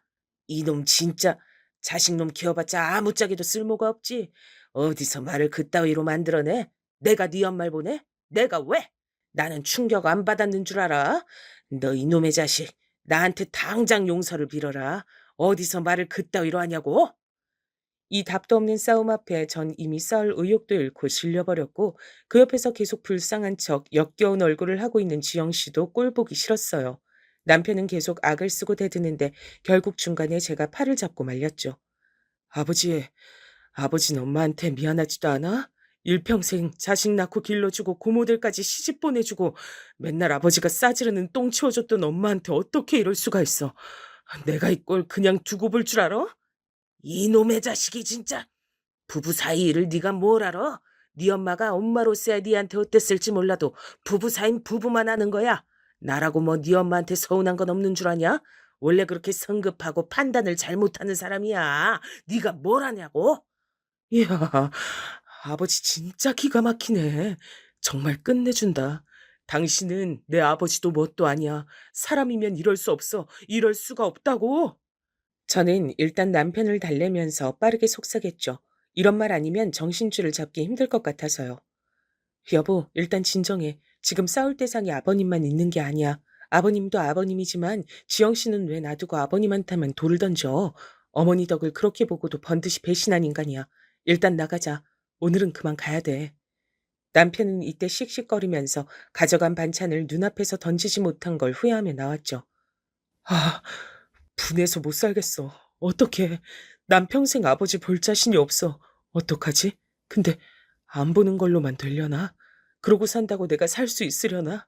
엄마는, 여보, 나 어떡하지? 진짜 죽을 것 같아, 나야말로. 아이고, 가엾은 사람. 여보, 우리 좀 더 생각해보자, 응? 전 정말 남편이 이때 너무 안타깝고 가여워서 눈물이 줄줄 나더라고요. 말년에 진짜 이게 뭐 하는 짓거리인지. 그래서 전 한동안 저쪽에 신경을 끄자고 했는데, 야, 정말 뭐랄까? 악한 인간들 말이에요. 악하기만 한 게 아니라 미련해서 지들 무덤을 스스로 파는 구석이 있더라고요. 차라리 어찌 보면 이쪽은 그나마 착하다고 봐야 될까요? 벌 받는 거 피해가지 않고 지들이 자초해서 몫을 감당하니까요. 이게 뭔 얘기냐면 보통 그 난리가 있었으면 한동안 거리를 둬야 하잖아요. 근데 그 지영 씨, 그 여잔 무식한 건지 뭔지 그 꼴을 당해놓고는 못 참겠었나 봐요. 아버님을 아주 뒤에서 조종하고 난리가 났더라고요. 이 여자 어떻게 하는 게 제가 좋았을까요? 에템. 저기 아범은 놔두고 너라도 와서 좀 반찬 같은 거 갖다 주고 해라. 그래도 네가 내 입맛에 잘 맞게 만들더라. 오는 김에 저번에 갖고 왔던 찜이랑 이런 것 좀 갖고 오고. 아버님, 일단 가긴 할 건데요. 아버님 계란찜이랑 이런 거 잘 안 드시잖아요. 혹시 같이 사시는 분이 먹겠다고 하던가요? 아버님은 이 말에 갑자기 화를 내시며 아주 알기 쉽게 고백을 하시더라고요. 그게 뭐 어때서? 옛날 같음 나이를 얼마나 먹건 어리건 어쨌건 간에 엄연히 새어머니로 대접을 했어야 했어. 세상 변했다고 그런 거 안 시켰더니 이것들이 도리를 몰라. 내가 이런 것도 자식들 눈치 하나하나 다 봐야 되냐? 아들, 딸이라고 자식이란 것들 지혜비 고생을 먹고 자란 주제에 이렇게 대꾸들도 없고 원. 어, 근데 이때부턴 제가 열불이 나서 견딜 수가 없는 거예요. 이 못된 지영 씨인지 뭔지 아는 여편네가 아버님을 시켜서 저한테 일거리를 만들고 있으니까요. 심지어 나중에 더 충격적인 얘기도 들었어요. 아가씨를 통해서 말이에요. 이제 아가씨도 다 알 수밖에 없던 형편이었고 얘기를 듣고 나니 진심으로 이 남매가 너무 불쌍했어요. 그 언니도 알죠? 지영이란 여자. 그 사람 남동생까지 우리 아빠 회사에 취직시켰다던데요. 전에 제가 잠깐 일하고 도와줬을 때 썼던 프로그램을 갑자기 아빠가 전화해서 웬 낯선 사람한테 보내주라는 거예요. 알고 보니 그 여자 남동생이더라고요. 아빠 정말 머리가 어떻게 됐나 봐요. 우리 이모들도 지금 아빠 벼르고 있고요. 제가 다 얘기했거든요. 야, 정말 아버님 대단하더라고요. 나이 불문하고 한번 이렇게 지저분하게 이성에게 미쳐버리면 그 결과물도 어마어마하다는 걸 이 일로 배웠죠. 게다가 돈도 끌어다가 무리하게 회사 운영하시는 것 같아서 너무 위태위태해 보였어요. 남편은 겨우 회사로 돌아갔지만 밤에 약이 없음 잠을 못 자는 상태가 됐고 이러다 저희 가정까지 망가질 것 같고 어머니와 남편 모두를 위해 무슨 짓이건 해야겠더군요. 하지만 뭐랄까? 소위 상간녀에게 되돌려주기 위한 복수 같은 건 정말 조심하고 또 조심해야 했어요. 난 당신이랑 아가씨, 그리고 돌아가신 어머니 생각하면, 게다가 우리 집까지 이렇게 우중충해진 거, 그리고 같은 여자고 애엄마로서도 그 여자 용서를 못하겠어. 근데 앞만 알아봐도 다 어줍잖은 상간녀 소송이네. 얼마 못 받고 끝나버리는 심심한 내용들밖에 없어. 어떻게 괴롭혀줄 수 있을까? 그렇게 남편에게 말하던 중 전 순간적으로 떠오르는 생각이 있었죠. 그래서 인터넷으로 얼마간 철저하게 자료들 찾아보며 알아봤고 이래저래 간통죄며 다 막혀 있고 본인들이 잡아떼면 끝인 이 세상에서 저도 시대에 맞게 복수를 해주겠다고 다짐을 했어요. 별다르게 거창한 방법은 아니지만 좀 더 선세하고 지능적으로 복수를 할 수 있는 방법이었는데요. 이 부분은 아가씨도 같이 힘을 합쳐서 진행하게 됐답니다. 그래서 그 여자랑 아버지 일을 인터넷에 까발리자는 거죠. 우리 엄마 얘기가 이렇게 가십거리가 되는 건 싫으면서도 그거 아니면 저 둘을 망하게 할 방법이 없네요. 전 아버지 걱정이 될 건 하나도 없어요. 안 보고 살 각오가 돼 있으니까. 기왕 그렇게 하는 거 제대로 아버지랑 저 여자 망가뜨리고 싶어요. 아마 심증으론 저랑 아가씨가 걸릴 수도 있어요. 그 집 애 초등학교나 이런 거 신상 제가 대충 아는 건 그 여자도 알 거니까요. 아마 절 가장 의심할 텐데 증거는 못 잡을 거예요. 그리하여 저는 곧장 행동에 옮겼어요. 바로 인터넷에서 엄마들이 잘 알 만한 커뮤니티에 글을 올렸죠. 그것도 일정한 신상을 특정해서 아는 사람들끼리는 누가 봐도 그 상간녀, 지영씨를 알아볼 수밖에 없도록 말을 요래조래 해가면서 신상은 적당히 노출해가면서 적었습니다. 당연히 그런 분위기 안에 좋은 반응이 있을 리가 있나요? 좁은 커뮤니티 안에선 금방 저 상간녀가 누군지 알아보는 느낌이었고요. 내친 김에 전 아버님이 지영 씨랑 이사가서 살고 있는 고급 아파트 커뮤니티에도 글을 썼어요. 다행히 거기 글쓰기가 까다롭지 않은 분위기라 금방 소문을 퍼뜨릴 수 있었답니다. 그 아파트에 살면서 자기 딴에 나름 신분 상승했다며 살고 있었을 지영 씨는 슬슬 이런 분위기를 깨닫게 된 것 같아요. 저한테 전화 와서 따지는데 전 증거 있냐고 되물었답니다. 증거 있어요? 그쪽이야말로 뭔 자격으로 나한테 이런 걸 캐묻나 모르겠네. 나도 죄 없이 의심받은 걸로 똑같이 따지고 고소해도 되나? 그리고 막말로 난 안 했지만 만약 했대도 뭐가 어때요? 자식 입장에선 기가 막히지. 지영 씨는 나중에 민우 키워서 이런 일 하고 다니면 참도 좋게 보고 있겠네. 안 그래요? 뭐요? 와, 이거 진짜 안 되겠네. 진짜 사장님한테 말해서 며느리 버릇 좀 잡으라고 말할 거야.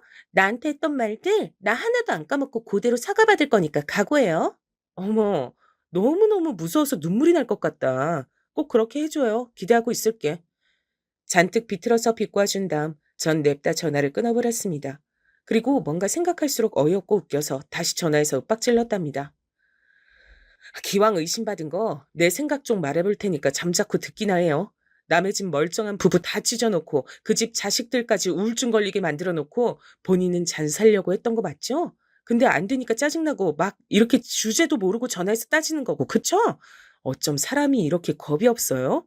본인은 잘 살 줄 알고 잘 살고 싶었던 거예요? 대단하다 진짜. 그만해요. 더 할 말 없으면 전화 끊을게요. 어? 나 충고해 줄 거 있는데. 우리 아버님 재벌도 아니고 앞으로 뭐 더 나올 거 없어요. 있어봤자 그 아파트 하나가 전부겠지.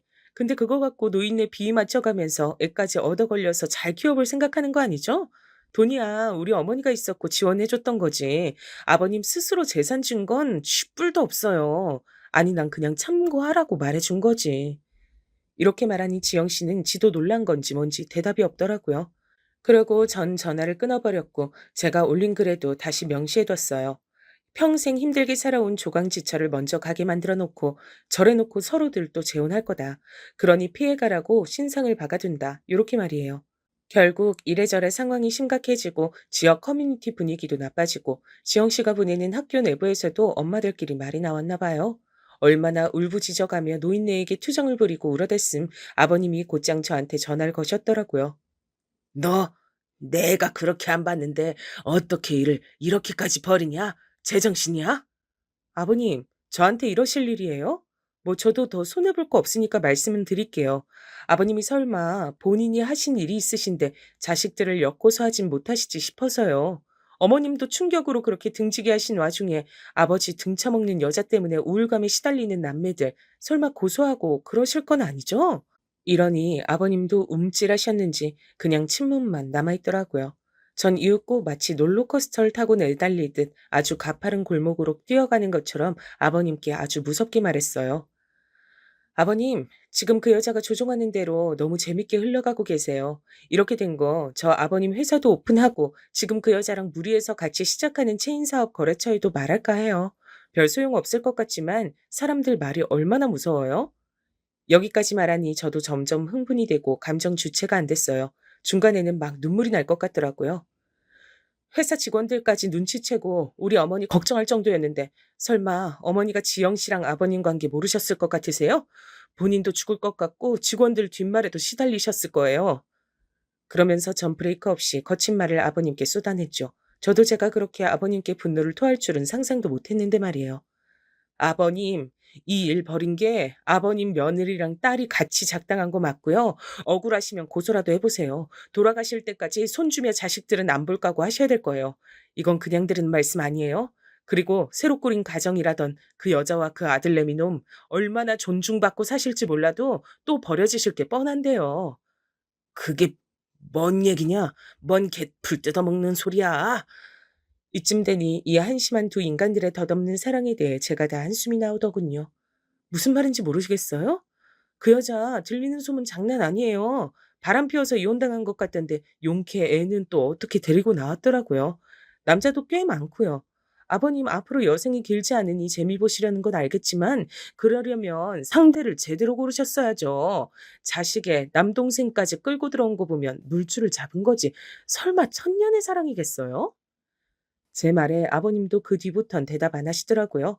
아마 뭔가 생각이 많아지셨을 거예요. 좌우지간 그 여자 안 쫓아내시면 자식들이랑 평생 못 보고 살다 돌아가셔야 할 거 아니에요. 핏줄로 이어진 자식들도 안 치러주는 장례를 지금도 뒷구멍으로 몰래 젊은 남자들 만나고 다닐지 모르는 그 여자가 참도 치러주겠네요. 그 여자 아들내미 아직 겨우 초등학생인데 설마 자식 삼으실 것도 아니잖아요. 안 그래요? 그러니 이후로는 아버님도 흐물흐물해지셔선 갈피를 좀처럼 못 잡는 것 같으시더라고요. 왜냐면 그 지영이란 여자가 곧장 저에게 따지러 들이닥쳤거든요. 왜 잘 살려는 우리한테 그래요? 나 진짜 많이 참았고 그 거지 같은 글 쓴 거 그쪽인 거 다 알아요. 며느리면 다예요? 딸이면 다고 아들이면 다냐고 돌아가면서 나한테 윽박 지르는 꼴 이제 나도 못 참아요. 엉뚱한 죄 나한테 뒤집어 씌우지 말라고요. 어쭈, 뭔가 쫄리는 게 있나 봐요. 거기엔 사실만 적어놨을 뿐인데 막말로 그쪽이 나한테 뭘 어쩌건데요. 그리고 판단은 다른 사람들이 알아서 할 거예요. 다 짜증나고 싫으면 우리 아버님이랑 헤어지던지 아님 학교를 옮기든지 해요. 다 늙은 할배 만나서 진짜 비위도 좋다. 안 그래요? 전 그간 그 한심한 짓거리를 들으면서 제 속에서 마구마구 올라와 있던 얘기들을 다 토해냈죠. 그러니 좀 살겠더라고요. 본인도 생때 같은 자식 키우는 주제에 자식 마냥 여기고 잘해주던 우리 어머니한테 한 짓거리가 뭔진 알긴 해요? 짐승이 아주 따로 없어. 개를 키워도 이것보단 낫겠네 진짜. 지금 본인 젊은 나이 하나 갖고 빨리 할배 꿰차서 한몫 챙기고 싶나 본데 김새는 얘기 하나 해줄까요? 우리 아버님 사실 돈 얼마 없어요. 본인 아들 키워서 빚 물려주기 싫으면 판단 잘해야 될 텐데. 그랬더니 이 멍청한 여잔 상황 판단 제대로 해보지도 않고 곧장 눈동자가 흔들리지 뭐예요. 저 머리로 어떻게 아버님 회사에서 격리랍시고 몇 년을 붙어 있었던 건지 앞만 봐도 사랑의 시선 아님 정말 불가능했을 것 같아요. 일반 회사였음 진즉 잘렸을 텐데 말이에요. 아무튼 결론은 아버님이고 뭐고 저한테 각각 쫓아와서 글 좀 지우라 어떻게 좀 해달라고 사정들을 하더라고요. 희한한 건 지들끼리도 약간 시들해진 게 느껴지기도 했고요. 안 돼요. 이러나 저러나 저흰 이제 아버님과 연 끊을 거고요. 이렇게 된 거 끝까지 가보려고요. 아버님 아들이랑 딸 이제야 얼굴이 좀 폈어요. 이건 어느 한쪽이 구겨져야 다른 한쪽 펴지는 상황이라고요. 아무 죄 없는 아들, 딸 죽을 때까지 울상으로 살게 하느니 죄 지으신 아버님이 책임지세요. 아버님은 전혀 제 말에 동요가 없는 척 하시려고 애를 쓰셨으나 어지간히 불안해 보이시긴 했어요. 건강도 더 안 좋아지는 판국에 사람이란 건 결국 자기 생명줄을 붙들기 마련이죠. 나중에 지영이란 여잔 온갖 곳의 시선을 견디기도 힘들고 학교도 마찬가지고 학원 가며 살고 있는 아파트에서도 눈총을 받으니 못 살겠나 봐요. 저한테 문자 한 통 띡 남겼길래 제가 아주 호통을 쳤어요. 뭐? 이제 와서 울면서 집을 나가겠다느니 별 개소리를 다 하고 있네요. 어딜 그러고 튀어요. 이 집안에 입힌 정신적 피해 보상이랑 다 해놓고 나가요. 그냥은 안 놔줄 거니까. 하지만 이 말에 곧장 지레 겁을 먹고 잠적해버렸더라고요. 아들도 급히 전학시킨다고 빼가고 아버님한테 말도 없이 짐들을 옮겨서 나가버렸나 봐요. 여기까지 상황이 오니 일순간 이런 생각도 들더군요. 이게 어머니에게도 과연 복수가 되었을런지. 암튼 뭐든 간에 계속 붙어있는 꼴보단 나을 테니까요. 이 사실은 아버님이 전화로 토로하시길래 알게 된 상황이었고 그 와중에 참 염치 없는 말씀을 하시더라고요. 어쩜 부모란 사람이 이럴까. 아무리 자식이 부모를 선택할 수 없다지만 너무 잔인하다는 생각이 들었어요. 저기 그 사람 나가버렸다. 나는 어떡하냐 이제. 잠깐은 일 좀 내려놓고 쉬어야 할 것 같다. 너들이 와서 좀 나 좀 봐주라. 이야, 어떻게 자식들한테 자기를 돌봐달란 말을 저렇게 할 수 있을까요? 하지만 남편은 아주 완강했어요. 나는 고려정이라도 할 수 있으면 하고 싶은 기분이야. 아버지는 그냥 연 끊는 정도만이라도 감사한 줄 알고 사시라 그래. 난 아버지 번호도 다 차단했어. 당신도 그렇게 해줘. 결국 아버님은 나중에 마음이 다급해져 저희 집도 찾아오시고 아가씨네도 가시고 했던 모양이지만 끝은 매우 좋지 않았죠. 결국 양쪽으로 다 버림받으시고 저 역시 차단해서 연락을 안 받으니 그 뒤는 알 길이 없네요. 이후로 남편의 우울증은 시원하게 극복된 건 아니지만 연을 끊고 아버님이나 그 상간 여자나 다 엉망이 된 꼴을 봤으니 차차 좋아지고 있는 것 같긴 해요. 저도 살다 살다 이런 꼴을 보게 될 줄은 몰랐어요. 정말 순식간에 한 3, 4년 정도 시간 안에서 후다닥 일어난 일이네요. 이제는 저희 가정에도 무엇보다 자녀인 우린 남편과 아가씨에게 조금이나마 숨이 트이길 바라며 그리고 너무나 애처롭고 안 된 어머니의 삶을 애도하는 마음으로 아버님과 지영이란 여자는 그 값을 제대로 받길 바라며 글을 마치려고 합니다. 들어주신 분들 모두 감사합니다.